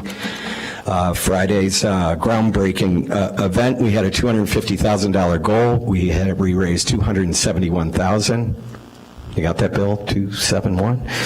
And now we're at 11.4 million. So we will just keep going until we get to 15 million. We'd love to do it by December, but we'll just keep going. So we're going to try to be constructive and produce what we need to get this done. Great. Thank you, Pete. All right. Great job with that fundraiser as well for everybody that participated. Next up, we've got Doreen Price, then Janad Rizki. Welcome, Doreen. Thank you. That was a great intro. That was a great intro for my suggestions about carpenters, which will come later, in terms of rebuilding warehouse. Right now, I came in with some concerns that you addressed really, really well when you said you're shooting for $15 million, and still, I believe you, and I've seen you come up with something that's much better than if our developers alone in-house we're doing it. And I see this as an example of partnership that involves members of the community who, some of them can't even afford what they're giving you to give to this project, to give to the rest of us. So I thank you for that. And if I live to 100, which they say in the longevity economy, I guess I'll be playing basketball over there as a senior. The thing about money, I had thought a little bit about it, and maybe it'll help your efforts too. In terms of the $50 million, it sounds like a large punch at once, and you guys are brave to face that when you're collecting money, and people are wondering, is it ever going to come to pass? As a developer, I think the Don's idea or suggestion that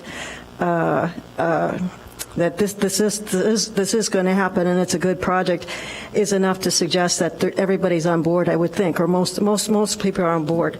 The $50 million I thought of, well, can we do it in two bunches, like $25 million this year, and if you raise more money than $15 million, okay, a match program, right? Then we can ask for bonds for the rest instead of the whole 25, and that gives your donors some sense of accomplishment to helping us get more money, okay? And that alleviates some of the fears, and doing it in small bites doesn't inhibit your program the way I understand it. If it does, then it's a dumb idea, but I think it's okay. And I want to say that I really, really would like to see more efforts in partnership like this, where when the community can get involved and there are residents who can afford to help us. That is the best, most beautiful thing to say in terms of community, when people say that, okay, it's a library now, and okay, maybe it's the people aging in place, or okay, it's this or it's that. I think that will be an amazing year coming from now till next year, that under this crisis, we have a lot of good people coming out and a lot of people recognizing the goodness in our city. Thank you.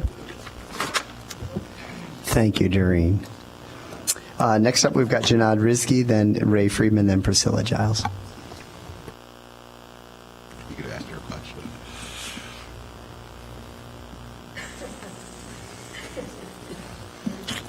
Well, I like that quote about any jackass, because we've got Harley Clark, of course, but that's not what we're going to talk about. But I remember in the beginning of this, Wally said we could do it for nothing. But, what's really more my concern about all this, and we're going to borrow $50 million, or we were set up to borrow $50 million. What's going on here with many things is we're basically moving the funds around. Will all that money, we're going to borrow a certain amount? Is this project overruns, they have problems and other issues? Will Wally go in those funds and shift them off for something else? Tonight at AP&W, we saw that, where they're shifting money off the reservoir project, which isn't even built yet. It's a mess, and they're shifting money. They're taking money from that project. It's $20 million. Hasn't even started, because I know we have problems. Of course, we don't know what problems, because it's all hidden. But this is what I'm concerned about. That extra $13 million, we're at 53, but are we really going to 65? And where's the money? How is that going to be? Where is some of that money going to be diverted off Crown and somewhere else?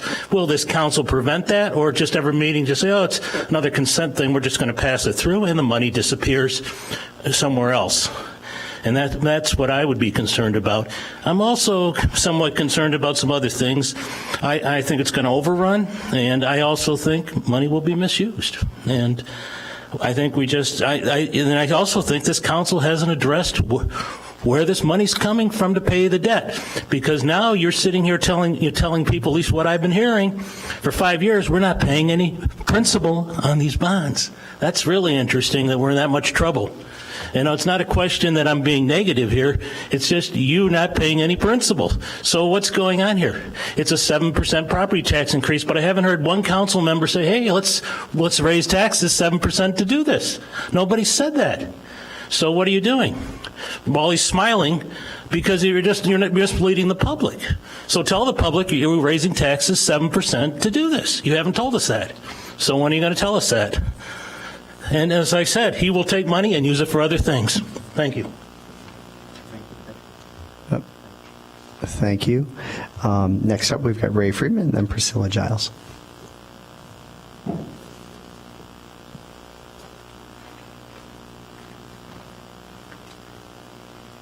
Good evening, Mayor Haggerty, City Council, Clerk Reed, and City Manager Bob Kowitz. I want to say, first of all, I didn't know anything about this this public hearing, this TEFRA hearing tonight. I didn't receive any notice. I've signed up for all the emails that I possibly can from City of Evanston. I didn't know anything about it, and I think that a lot of people here in the city didn't know anything about it based on the turnout here, because I would think there would be a lot of feedback. I want to say also, I love the Robert Crown facility. I used to watch my brother play hockey there years ago, and it is a great facility. Having said that, I'd like to express my extreme opposition to the $50 million loan to pay for the Robert Crown Center. As originally, as you all said, it was supposed to be built at no cost to the City of Evanston. It would put a huge burden on our debt. I don't know how our budget would pay for this $50 million loan.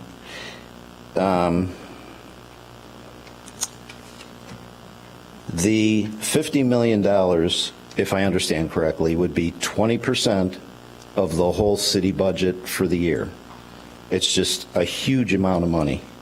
So if I figured it out numbers-wise, that $50 million would pay for approximately 200 single-family houses here in the city. I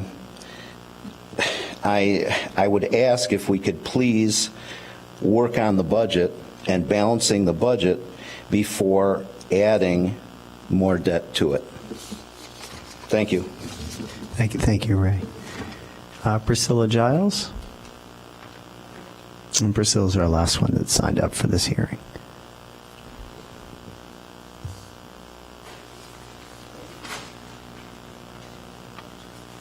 Not to be totally negative, I do, and I appreciate Robert Crown. But when the Crown Community Center was first discussed, only the ice rink was in need of repair or replacement. This has now grown to be the demolition of the present building and rebuilding it with a library only blocks away from another one. From the state of the art museum, library in downtown Evanston.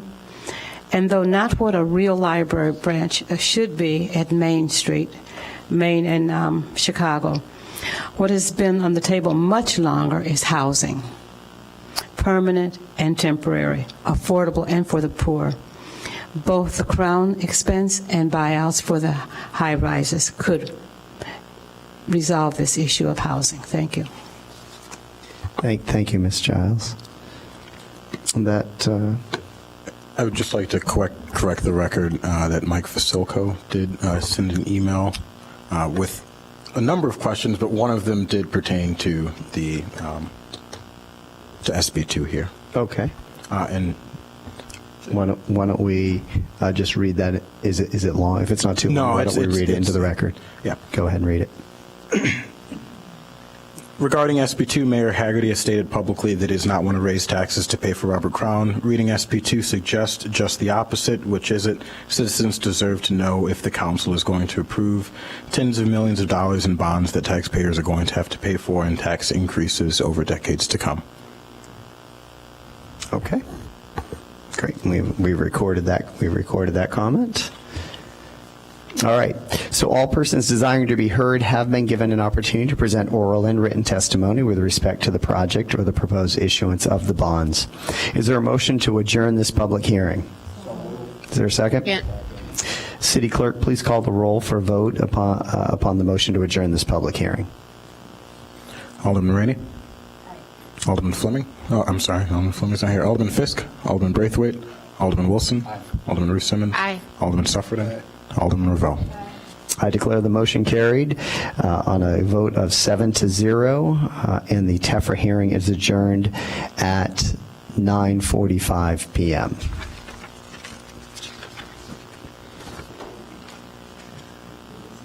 Okay. We're now going to move into the rest of the agenda that we have for this evening. We'll continue this conversation as well with some of the items that we have on the agenda. First order of business under special orders. Excuse me? Oh, I'm sorry. Whoa, I almost jumped ahead of our public comment. We do have public comment, as we always do at our city council meeting. And we have, I'm sorry, I got to get you used to this new little system here. Okay, it looks like, is this correct?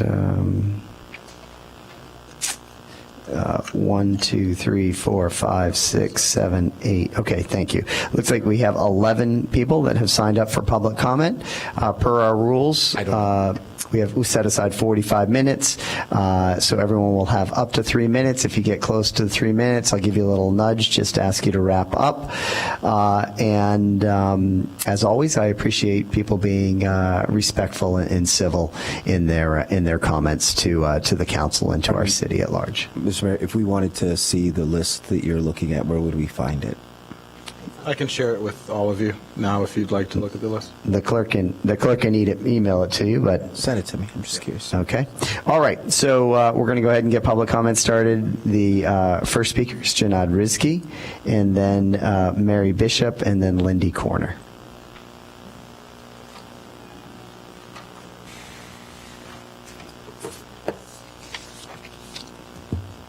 Had to make a new cartoon for tonight. I call it, I want to be clear, lying in Washington and lying here in Evanston. Since we are going to vote for something that the president has done, well, we have similar problems here, unfortunately. The amount of misrepresentation and cover-up here, and what I consider downright lying sometimes, is sort of disgusting. At the 6th Ward and 7th Ward meeting, the city manager claimed that the daily pension costs of firefighters were higher than their daily salaries, which was totally not true. And as I said just in the last comment, the city manager stated he could build Robert Crown at no cost. Totally not true, as we all know. And this, it's going to probably go to $65 million. Unfortunately, there's other things that really aren't true here. They're rumors, and these rumors are made for political reasons to basically change public policy. And I felt one of those rumors was about the mayor's office. Every time I asked somebody about it, they told me the mayor paid for it. Well, that just wasn't true. The city paid quite a bit of the cost, but I could never determine the cost exactly because the city wouldn't give me all the information under FOIA. But I think it was at least $15,000 to $20,000 of taxpayer money went into this. And the city can't account for its own payroll, which is sort of sad. And then with the start of this budget process, Mr. Bobkowitz started to spread some other rumors about the $5 million at Noise. And when I FOIA'd that and asked about it, there's no backup. Anybody in the world of engineering that does reports knows you provide backup. You don't just pick numbers out of the air. Of course you do here, but that's not how you do business. I mean, there should have been backup for $2.5 million of tuck pointing and painting on a building you can go by and see nothing's wrong with. I mean, I think we have some real problems here. And my good friend Kevin O'Connor, who doesn't come here anymore, used to say the city spends more time and its energy in covering up their things than actually doing the work. And with this Skokie lawsuit, I have come here numerous times asking this city to explain the water business. And now it looks like you might be talking to a judge about how to explain the water business. And you have not explained it to yourselves. I don't think council members understand the water business. The problem I have is it isn't Skokie that's overpaying. It's the Evanston residents that may be overpaying. And that money keeps getting transferred off for other things. And, I asked an alderman tonight about that, how much is transferred. It's $3 million, and that's been taken for years. And I don't think the council understands what that money's even being used for or how it's done. Nobody here has an understanding of the business, and it's really very troubling, and it should be troubling to everybody here. I really think the older person, like the other thing is like the Smiley Brothers thing was very troubling too. In the staff explanation tonight at AP&W, that they didn't know what to do, how they didn't have enough time to do their jobs, and we lost the property tax money, was really rather very interesting. You're basically making excuses, really, for your work, and then that's about what it amounted to. I mean, that's what's going on here. It's so many levels of our money being lost. And I wondered, I didn't know about this presentation tonight from Syracuse University. I mean, I guess I can FOIA this, but do we pay for this? When was it presented to council that we were supposed to do it? I mean, you know, maybe it's under $20,000, which is the game here. Anything under $20,000 we can do. All right, I'll wrap it up. Let me go to the thing. And, you know, I think Mayor Hagan and council members, there's been a term used here, silent majority, if they, you know, support it to support everything. Well, I think if the silent majority in town knew what was going on better, they wouldn't be happy. Thank you. Thank you. Next speaker is Mary Bishop. Is Mary here? Okay, so Mary's not here. Then Lindy Corner.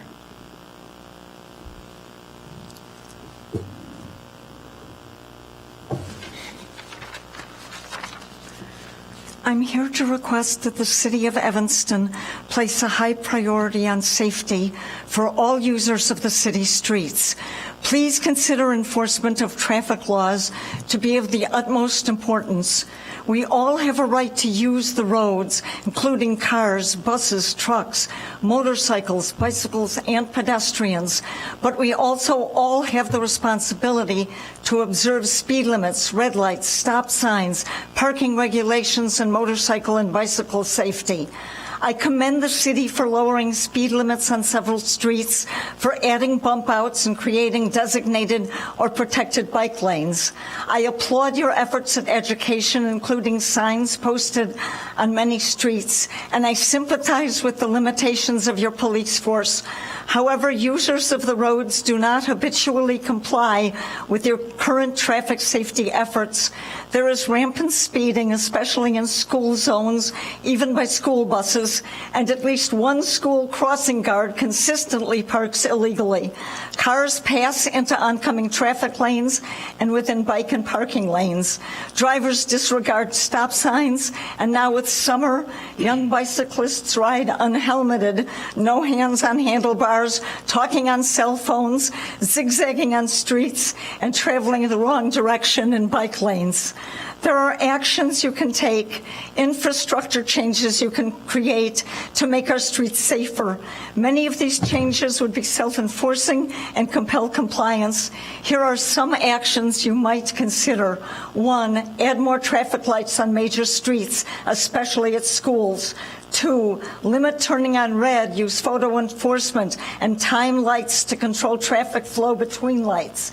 3, place flashing stop signs on major streets where there are schools. 4, create speed bumps on more side streets and alleys, especially near schools and parks. 5, build more bump outs on major streets. 6, add brighter, more visible flashing lights at state-mandated pedestrian crossings.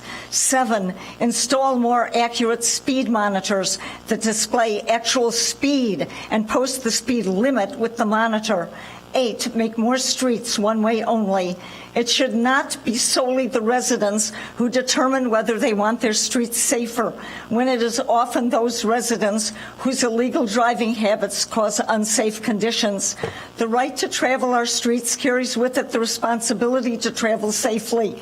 I ask the City of Evanston to take that responsibility. Please do not wait for a tragedy on our streets to be the impetus to make our streets safe for all. Thank you for taking the time to listen. Thank you for coming to council on that. Next up, Betsy Easton, then we have Ray Friedman, then James Engelman. Do we have Betsy?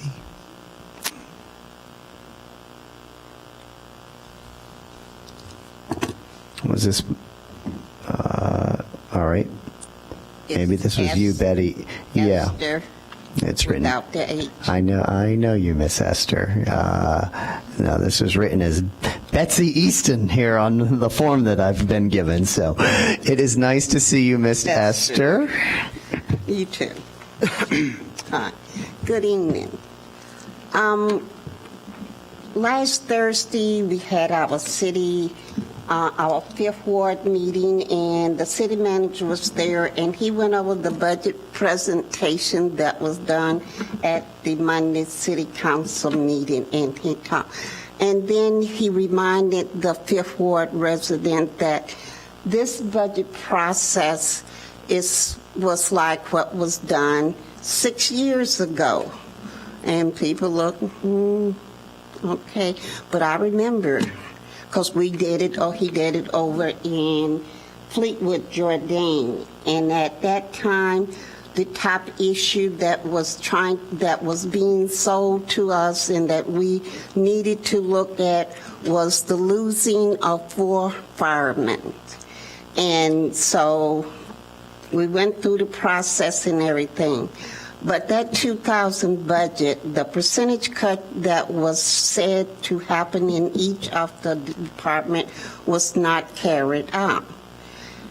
That night, Thursday night, we didn't have quite assurance from the city manager or the alderman that there is a percentage of, what is the percentage? We don't know. We will find out that later on as to what the percentage of cut from each department will be for the 152 programs. I think that need to become early because you're asking us to look at cuts, what is going to be cut, what is the service that is connected to that cut, to that department. It is really not clear. So what are we losing? We really don't know. We just have a list of 152 programs. Need a little more information, please. And these 3 statements here was asked for me to read to you. It says, is it possible for the city of Evanston to come up with a balanced budget without borrowing the money? Why is it that the city of Evanston is continually spending money it does not have?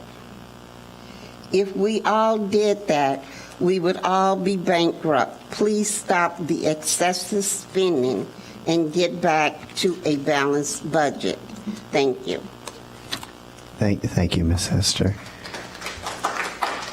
Next up, we've got Ray Friedman, then James Engelman, then Doreen Price.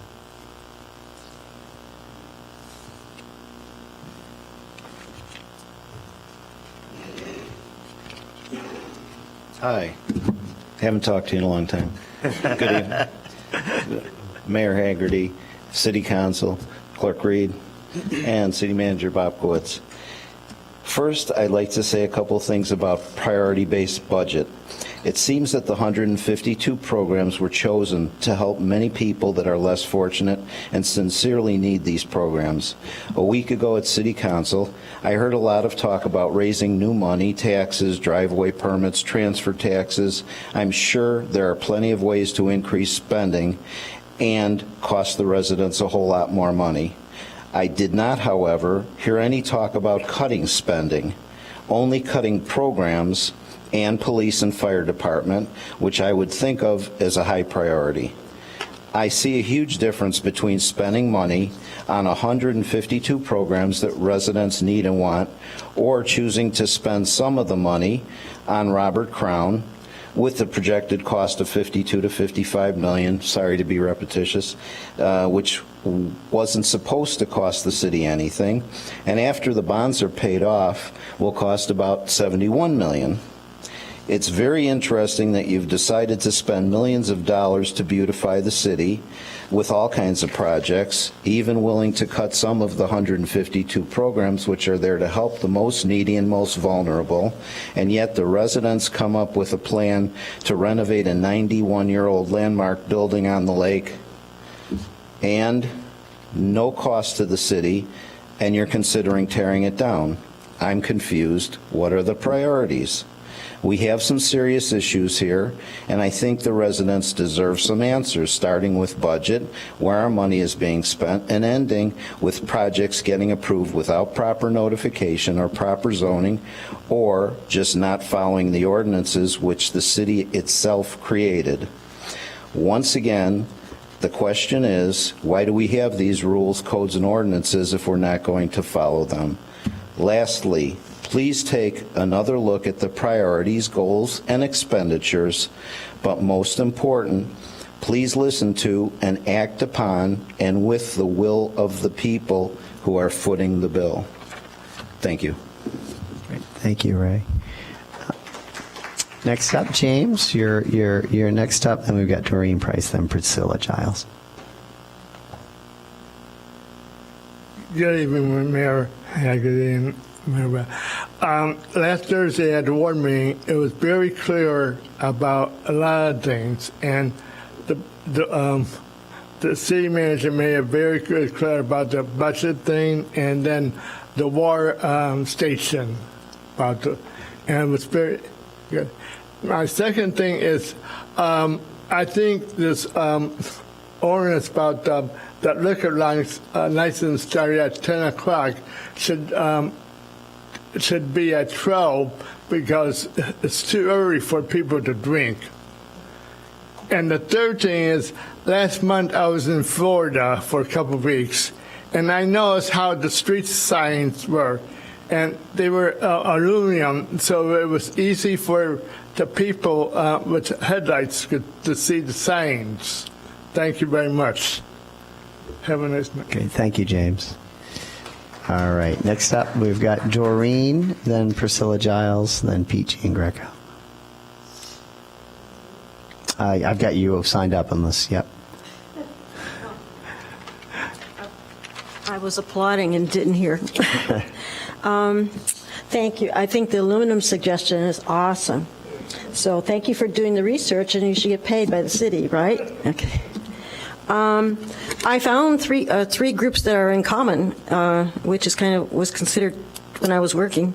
One of my gifts, if you want to call it that, finding commonality and finding gaps or ideas that way. Harley Clark, in some respects, even though it's struggling, is kind of a mirror of Friends of Crown in some ways, just a different application, which is a mirror of something that's equally important, and it has to do with, which I, God, really, really support, is the Rebuilding Warehouse. And the commonality is that there's a philanthropy group that is backing these efforts and have shown remarkable growth. In some cases, one is struggling, but the partnerships involve committed community members, and sometimes they're hard to engage. And so when the city can help partner, and what do you call it, mentor Harley Clark, I think you might have a better result than being in the unfortunate position of feeling like you can't help. And I think you can, because encouragement and support go a long way, more than money sometimes. And the encouragement support usually tells other people that it's important to you, it might be really important to the community. So I suggest a little bit more support of Harley Clark as a newbie on the block, and maybe learn a little bit from Friends of Crown, which has done an outstanding job. And then in terms of Rebuilding Warehouse, I really would like to see them thrive. And I read that they had missed the opportunity to have that land by one day when it went to Smiley Brothers. So I think they're first dibs. And in the community spirit of rebuilding that has to be done right now in a lot of respects, even our attitudes and values and other things that under the stresses could use a little help. The rebuilding part where we rebuild lives has to do with all of us, and that effort can be partnered with more philanthropy to incorporate maybe construction, not deconstruction, and then we'll have our own builders, we'll have our own carpenters, we'll have developers who come in and say, hey, this is a community that's so engaged, they have people who are doing some of this. So I think that with that spirit, let's grow on Robert Crown. I totally believe in the library's effort for equity, and there are so many ideas, and also with regard to parks and Recreation, if he's still here, in terms of further things that can be done if you work with these 3 bases alone. So it's huge, and so the ramifications are far more than costs. Great. Thank you, Doreen. Right at 3 minutes. Good job. All right, we've got 2 more speakers. We got Pete Giangreco and then Natalia Polomarchuk. All right, so you're a pass there, Pete. Thank you. And is Natalia here? All right. And Natalia, when you get up here, why don't you pronounce your name so we get it right for the record instead of me mangling it? That's fine. My name is Natalia Moreno Polomarchuk. So I found your form very helpful, and I almost wrote my name phonetically for the purposes of butchering it. So I enjoyed your form. Thank you. Tonight is my first time attending an Evanston City Council meeting. I live at 327 Florence Avenue with my 2 children and my husband. I'm a school social worker here in the district, and I work in several schools. I'm here tonight to state my support of the council's opposition, hopefully, to the Trump administration's zero tolerance policy. As a school social worker serving our children here, I can tell you that children affected by this crisis will enter our school doors, will come into our communities. They're with us all every day, and I hope that we can, as a city, support these families and take this very seriously. Obviously, the negative impact of these policies will be felt all over our country and over the course of many, many years. And I urge the City Council to continue to support the unification of all detained families. Thank you. And I had no idea these meetings ran so late. Thank you for all you do. There's a session later this week, how to adjourn a meeting by midnight that the clerk's you can office come is tomorrow. running. Yes, so thank you very much, Natalia, for coming, and that is a nice segue into our first special order of business. We've concluded citizen comment. As always, we appreciate everybody's thoughtful and passionate remarks on a variety of issues. The first order of business is a resolution, 45-R-18, declaring the Evanston City Council's opposition to the Trump administration's zero-tolerance policy, opposition to the indefinite detention of children with their parents, and urging for the reunification of detained families.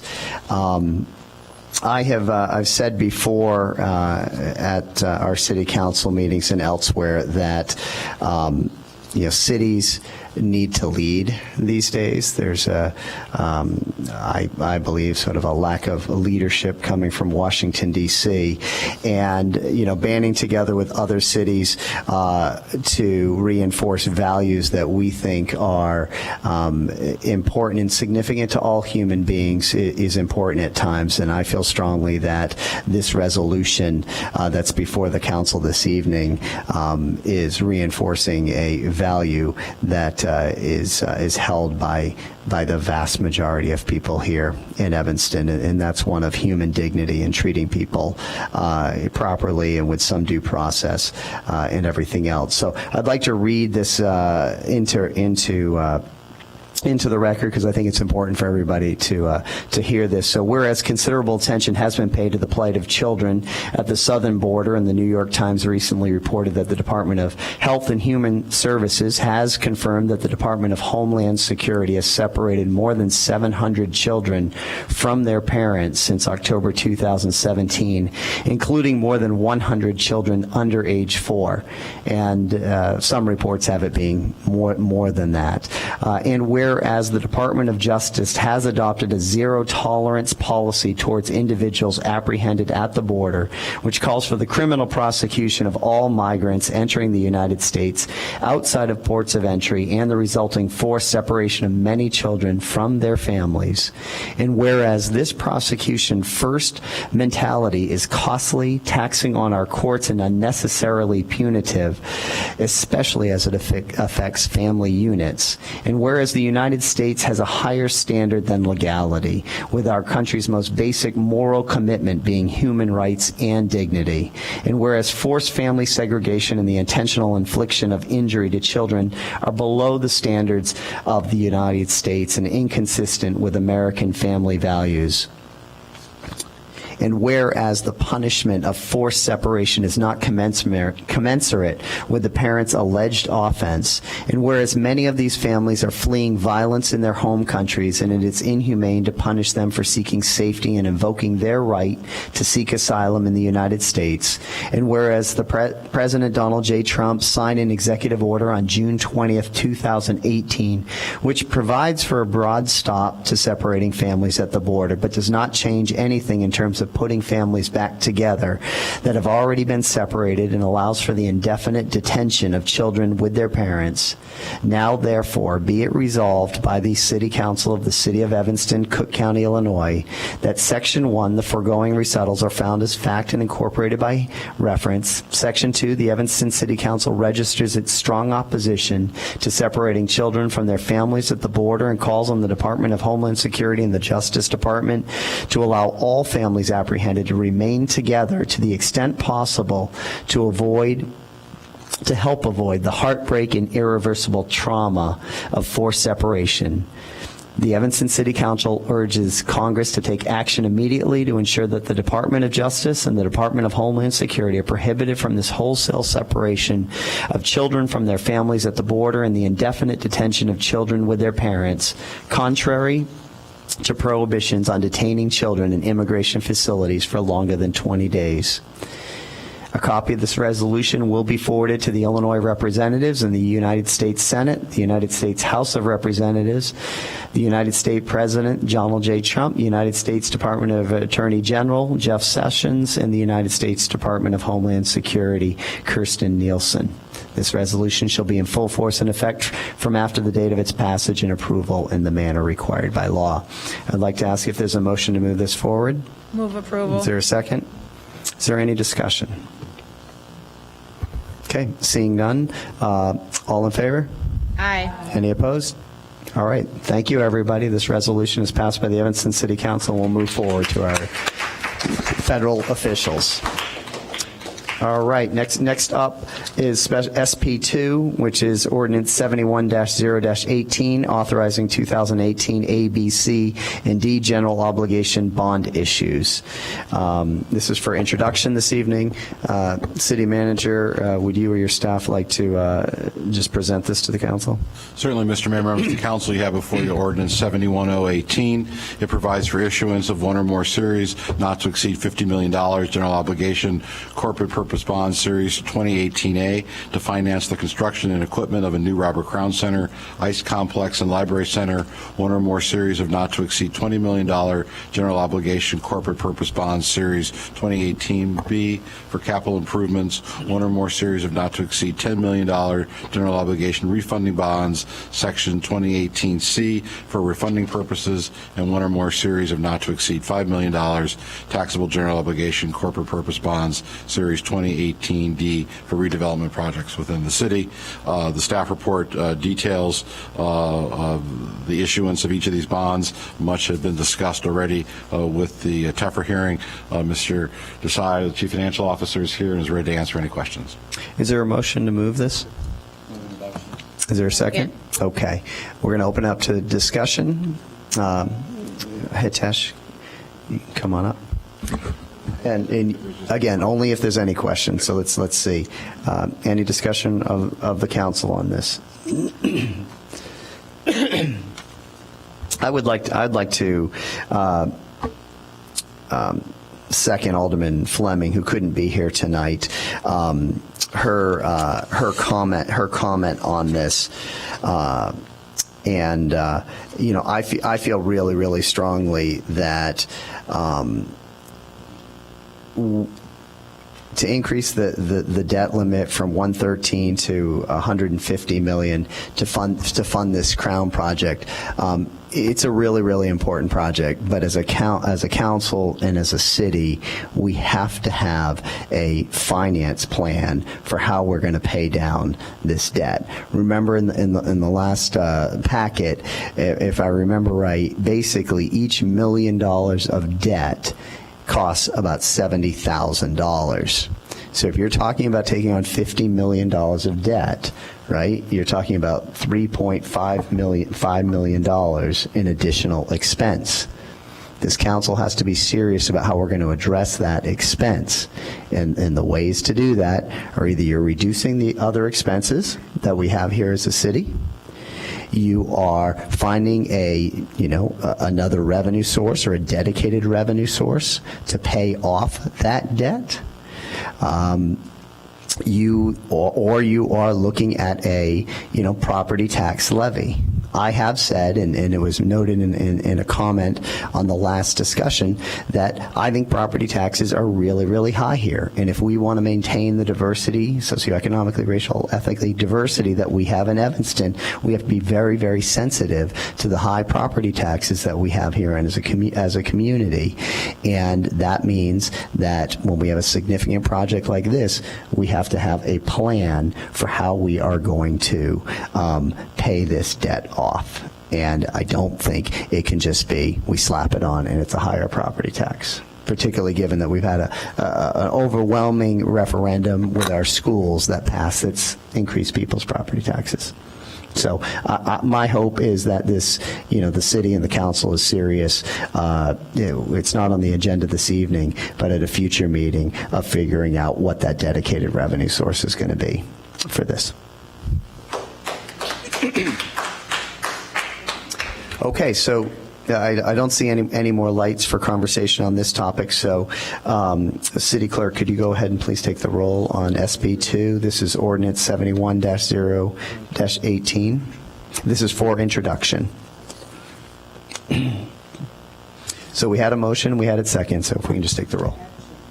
This is, Alderman Rainey, this is SB2 for introduction? SB2? You're going to call the roll on this because it's money related.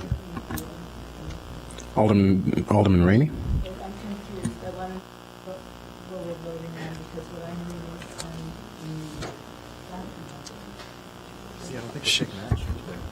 I'm sorry. I'm reading off of the agenda that says. There's two things. There's an ordinance for the bonds, and then there's a resolution. That's a separate item. That's the next item. That's the next items. Yeah, SP3, Alderman Rainey, is for action. Yep. We're at SP2. Yeah, which. Okay. Go ahead and take the roll, Alderman or Clerk Reed. No worries. You can make it, Alderman Reed. Alderman Rainey, Alderman Fisk, Alderman Braithwaite, Alderman Wilson. Aye. Alderman Rusims. Aye. Alderman Sufferton. Alderman Ravel.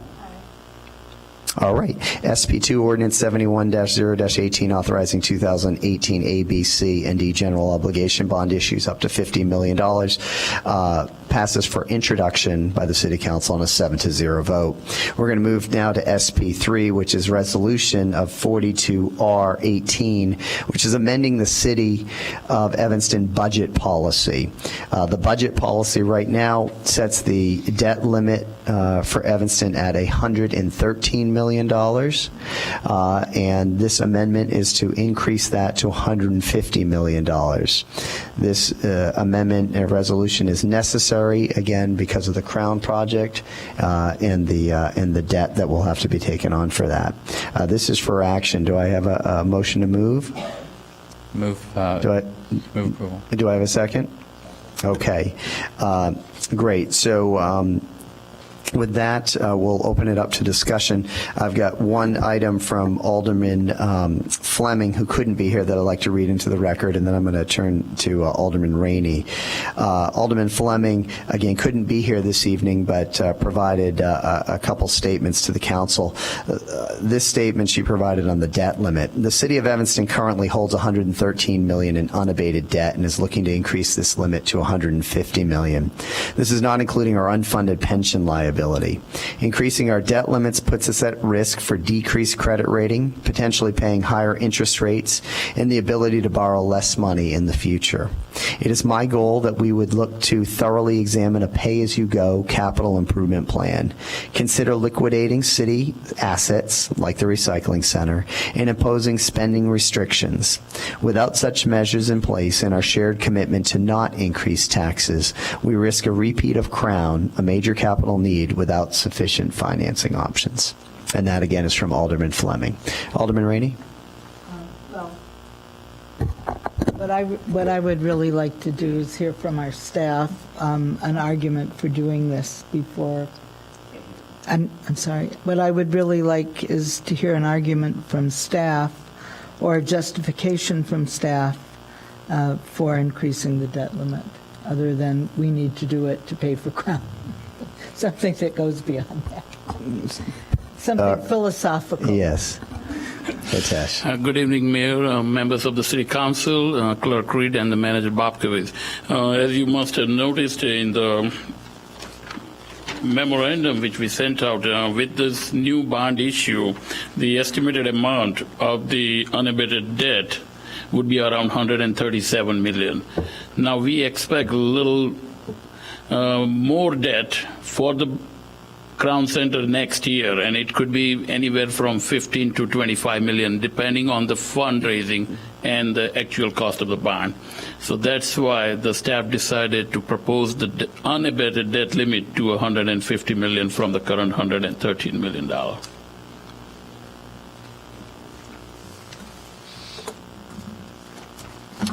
Any other questions for our finance director? Have we talked to our bond counsel about our proposal? Yes, we have the bond counsel, Sharon Levy from Chapman and Cutler, and even Shannon Jacobson from our PFM financial advisor. So if you have questions, yeah, they would be definitely come forward and answer any of your questions. Okay.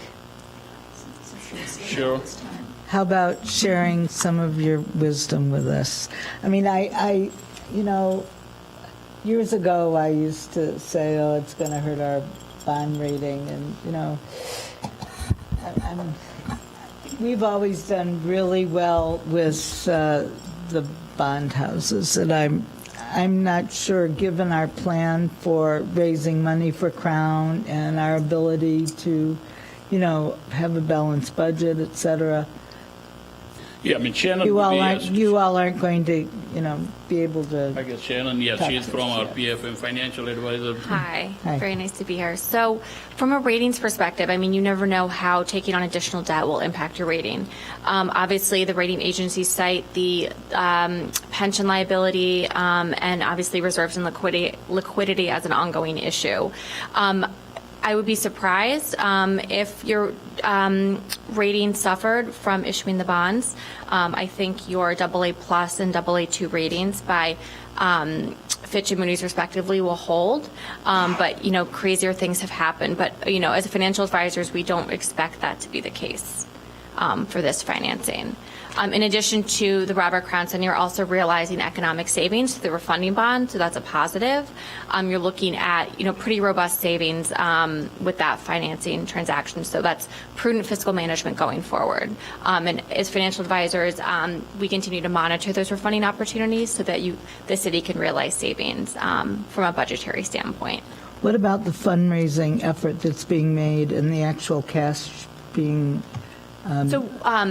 Within the financing, we're assuming a 2.5 equity contribution for the Robert Crown Center financing for this year's bond issue. As Hitesh noted, in the event that fundraising efforts are successful, and they expect them to be successful, that money will be used as additional equity contribution for debt issuance for the 2019 bond issuance.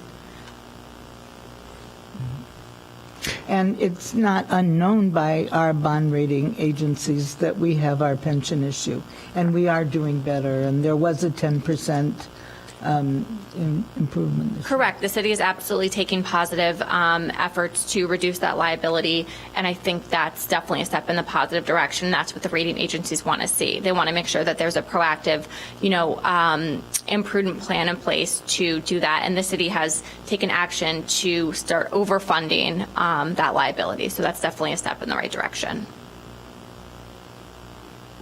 Thank you very much. I would also add that our city staff, and I believe Bill Stafford as well, we talked about this issue with him, and he also noted about the Friends of Crown contribution being seen as a positive, element from the rating bureaus, but also the importance, if we can, of having a dedicated, revenue source that's paying down this debt service, that would be viewed positively. Because we want to try to obviously maintain the good credit rating that we have. It's important for our borrowing. Alderman Wilson? Yes. Okay.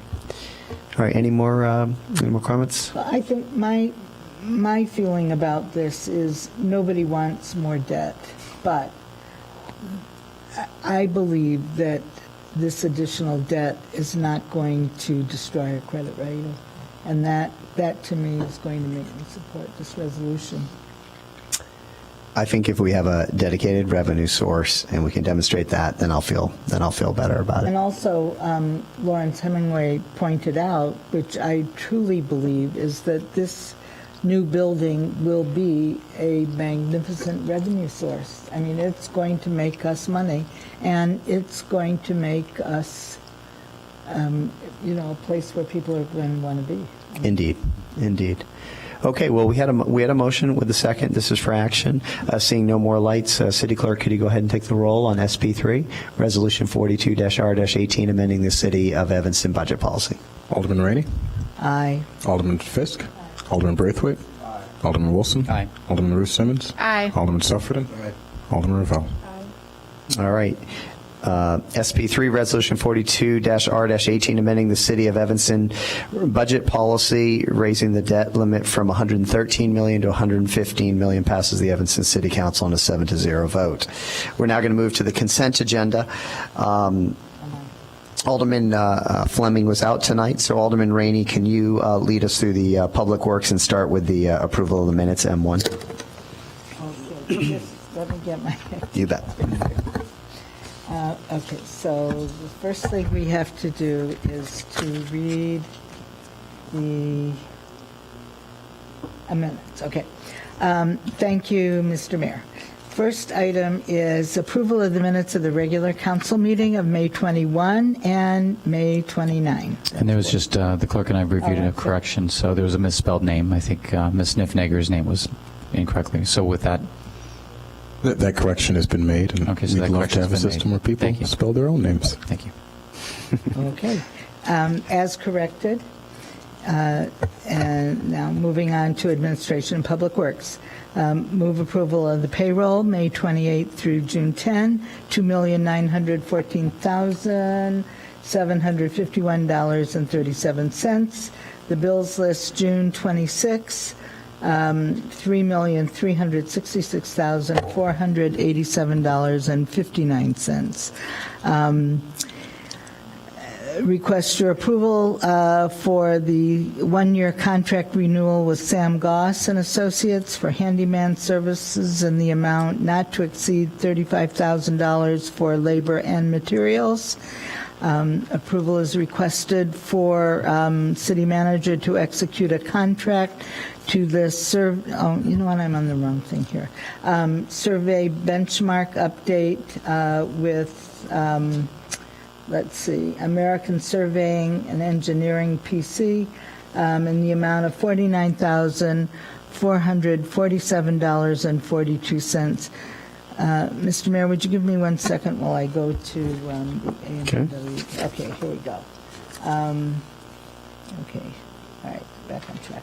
All right, A5, contract with construction consulting and disbursement services for the water treatment plant door renovation. Approval is requested to execute a contract with them in the amount of $80,500. A sole source contract approval is requested with LCAST Lighting to repair the City of Evanston streetlight fixtures and units in the amount of $36,473. Are you going to point of order? Oh, Oops. Excuse me, Alderman Rainey. Doreen, and what do you got? That's fine if you guys just want to go to the other room and chat. That would be helpful. Thank you, Alderman Rainey. Sorry about that. Okay, so want approval for that amount. Contract with Garland DBS Inc. for the Fire Station Number 2 roof replacement in the amount of $234,057. A8 is a contract with Garland DBS also, Inc., for Mason Park Fieldhouse roof and exterior improvements. This is in the amount of $109,996.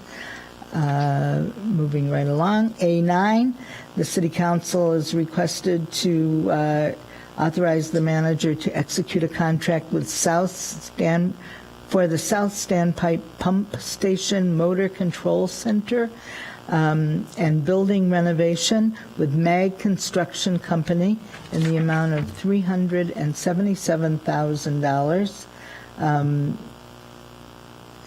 There's going to be a shortage of funds in that account, and the balance will come from the Clearwell 9 replacement project. That's for action. Consideration is requested for Resolution 39R18, which authorizes the manager to sign a local agency agreement with the Illinois Department of Transportation for the Central Street Bridge Phase 2 engineering construction plans. The maximum grant funding is 80% of the engineering costs, and Evanston will fund 20% of the engineering costs. Total Phase 2 cost $519,512. $415,674 will be funded by the federal grant from the Surface Transportation Program, Bridge Program. $103,918, 20% from the city's capital improvement program. Let's see, that was A12. I skipped a couple of items, but that's because I'm on a different. Anyway, let me go to A10 now. A10, the council is being requested to adopt. This is for action 63018, which amends 1011-4, Schedule 4B of the City Code to remove one-way restrictions for the alley between Harrison Street and Colfax Place east of Crawford Avenue. Also, A11, City Council is being requested to take action tonight on Ordinance 35018, which directs the city manager to offer the sale of vehicles owned by the city through public auction at the Northwest Municipal Vehicle Auction, being sponsored by the American Auto Auctions on Tuesday, July 24, 2018, or any other subsequent American online auction. Now, A13. Staff recommends City Council adoption of Resolution 40R18, authorizing the manager to sign a preliminary engineering service agreement for federal participation with the Illinois Department of Transportation and a professional services agreement with Stanley Consultants. This has to do with the previous resolution. Central Street Bridge Phase 2 engineering, total cost of Phase 2 with Stanley Consultants is $519,512. Federal grant will reimburse 80%, and the remaining 20% will be from the Capital Improvement Fund. That's for action. Resolution 44R18 authorizes the manager to approve an amended mutual aid agreement with Northern Illinois Police Alarm System. This is a mutual aid group that provides the Evanston Police Department with emergency services capabilities, mobile field force capability, and a large contingent of bicycle officers trained for crowd control. Resolution 20, take this off, okay? A15 is off. We did make a few changes here. A15 is off. A16, Resolution 29, R18, authorizing the city manager to enter into a 6-month lease agreement for Studio 220 at the Noyes Cultural Arts Center with new tenant Socorro Musino, an Evanston resident. Okay, that's for action.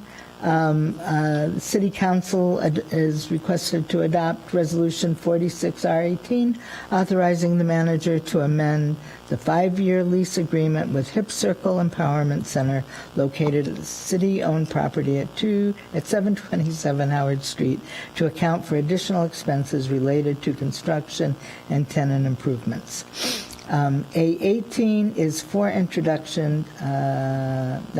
For introduction, the committee moved to suspend the rules and take action to allow the city to invest money using services of Fifth Third Securities, PFM Investment Services, and Wintrust Community Bank. That's for introduction, suspension, and action. Ordinance 72018. This is also for introduction, suspension of the rules, and for action. Our Liquor Commissioner recommends City Council adoption of this ordinance, which amends the city code to increase the on-site beer sample sale size limit from 24 to 32 ounces. Also for introduction, suspension of the rule, and action, our Liquor Commissioner again recommends that we adopt Ordinance 73018, amending the city code to amend Sunday alcohol service hours to begin at 10 a.m., which I understand is for Sunday brunch drinking. Moving right along. A21. This is for suspension of the rules, introduction, and action also. Move adoption of Ordinance 74018, amending the city code to decrease the number of Class C liquor licenses from 25 to 24 due to the closure of Cheesy's Pub and Grub at 622 Davis Street. Great, thank you. Thank That you, is completes Administration of Public Works. Thank you, Alderman Rainey. Alderman Fisk, can you take us through planning and development? Yes, thank you, Mr. Mayor. P1 is tabled until the next P&D meeting to gather information. P2 is Ordinance 66018, adding City Code subsection 5-4-5-6, examination of records by unit owners, and that's for action tonight. It will codify and incorporate Public Act 100-0292 record-keeping requirements into the City of Evanston Municipal Code, but prohibit the unauthorized access to condominium unit owners' email addresses and telephone numbers. And P3 is off the consent agenda. It is being held in the committee. P3 was held in committee? Okay. All right. Alderman Wilson, can you take us through Rules Committee in the chair is Alderman Nguyen, who's absent tonight, so if you could do that. Sure. 01 is Resolution 37R18, amending Section 9.9.2 and Section 24 regarding votes of the City Council rules. The Rules Committee and staff are recommending that the Council approve the resolution amending the rules and organization of the City Council to clarify voting results during the City Council standing committees, particularly with regard to tie votes. Item 02 is Resolution 38R18, amending the purpose and composition of the membership of the Transportation and Parking Committee. The Rules Committee and staff are recommending Council adoption of the resolution, including the following changes to the purpose and composition of the membership of the committee. Decrease the number of members from 9 to 7. Decrease the quotient for members from City Council from 4 to 3. Committee should cover various modes of transportation. Remove non-voting ex officio members, and update the purpose for individuals to consider when making recommendations. Item 03 is Ordinance 69-0-18, amending the City Code Section 2-14-2 regarding membership of the Housing and Community Development Act Committee. Rules Committee and staff are recommending that the City Council adopt the ordinance codifying, amending Ordinance 103-0-16 that codified the Housing and Community Development Act Committee in line with the other city boards and commissions, and changes Section 2-14-2 membership to delete the requirement of one member who is a representative of the Plan Commission. It also reduces the number from the membership committee to 9 to facilitate quorum. That is for introduction. The prior two are for action. Terrific, thank you. Is there a second for the consent agenda? City Clerk, could you take the roll, please? Alderman Rainey. Aye. Alderman Fisk. Alderman Braithwaite. Aye. Alderman Wilson. Aye. Alderman Ruth Simmons. Aye. Alderman Sufferton. Alderman Ravel. All right, the consent agenda passes the Evanston City Council 7-0. And we had one item that was pulled off, and Alderman Rainey, if you could take us through A15. Yes. Thank you, Mr. Mayor. A15 is Resolution 27R18, termination of the lease at 2222 Oakton, and issuance of a request for qualifications proposal for reuse. I move approval, and Mr. Mayor, I'd like to speak to it because the committee did have discussions and changes, modifications. Let's get a second, and then, okay. So, Alderman Rainey. to explain the committee's action on this, and there's really two parts here. First of all, the committee agreed with some of the comments made by others that the process is really too long, and so the committee agreed that we would take staff's recommendations and combine a proposal that would include qualifications and proposal all in one document. In other words, it wouldn't be two documents. And that we would not issue that document for sale, but it would be initially lease, and perhaps within the document some opportunity later on for purchase. And finally, the proposal would have to include a property tax paying user. In other words, it wouldn't be a property tax exempt user. So, I mean, and then the staff is going to bring this all back, and we're all going to, So the committee unanimous in not wanting to sell the property and lease it instead? First, yes, and the reason we discussed this was because the control over that building for a while to see who the user might be. I mean, that user could sell that building at any time once we sold it to them, and we wanted to not lose that control at first. Okay. And it's an interesting. The building is located at our largest park, our most active park. Okay. And it's in a complicated place. Okay. So anyway, that and the committee voted unanimously. Okay. But anyway, so it's gonna come back, and everybody's gonna get to see what staff comes up with, and we're gonna work it out. Okay. But we're not in a big rush right now. All right. And I want... Let me just say the other part, and staff is going to meet with Smiley Brothers.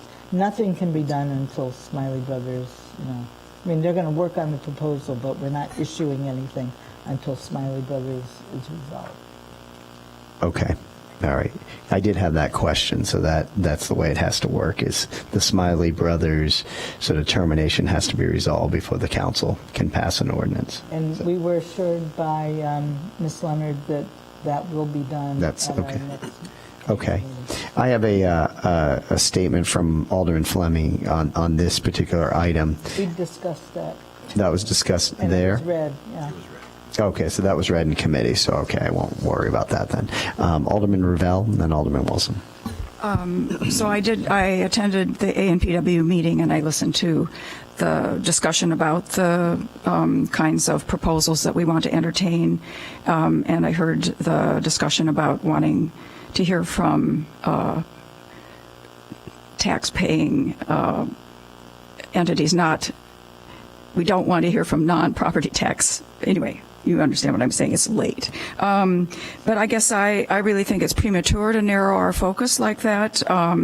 There are lots of revenue sources, and I think it would be worth hearing at least from other entities that may have other attractive ways of contributing to our tax base. We had at your committee meeting, perhaps the previous time, you had a really strong presentation from the Rebuilding Warehouse. They pay sales tax. They have a wonderful job training program. They provide a lot of wonderful benefits to the community that may not be directly revenue producing, but I think it'd be worth at least not closing the opportunity for them to make a proposal at this point and just to see what they can come up with. So I would urge the council not to limit it to property tax paying entities. Thank you, Alderman Ravel. Alderman Wilson. Unfortunately, I missed the committee conversation. I'm going to ask the obvious question that I'm sure has already been answered, but I assume that we asked the Smiley Brothers for some sort of cash payment, and yeah, we discussed that. That was declined. Yes. Okay, all right. Alderman Wilson, members of the council, the discussions continue. Yes. They do continue. They do continue. Okay.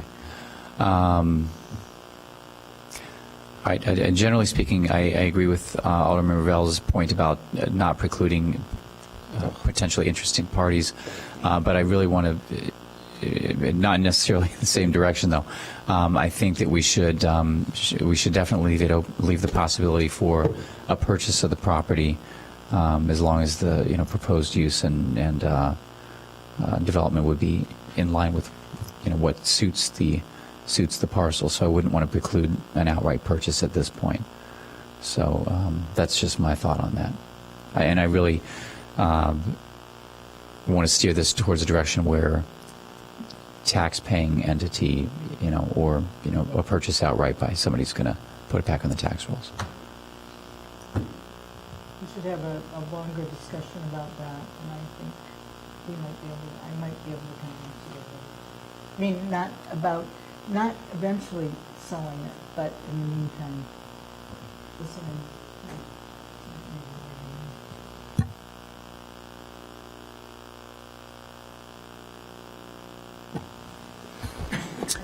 Okay, so we had a motion and a second. This is for A15 Resolution 27-R-18 termination of the lease at 22, and then issuance of a request for proposal. I guess I'm a little confused.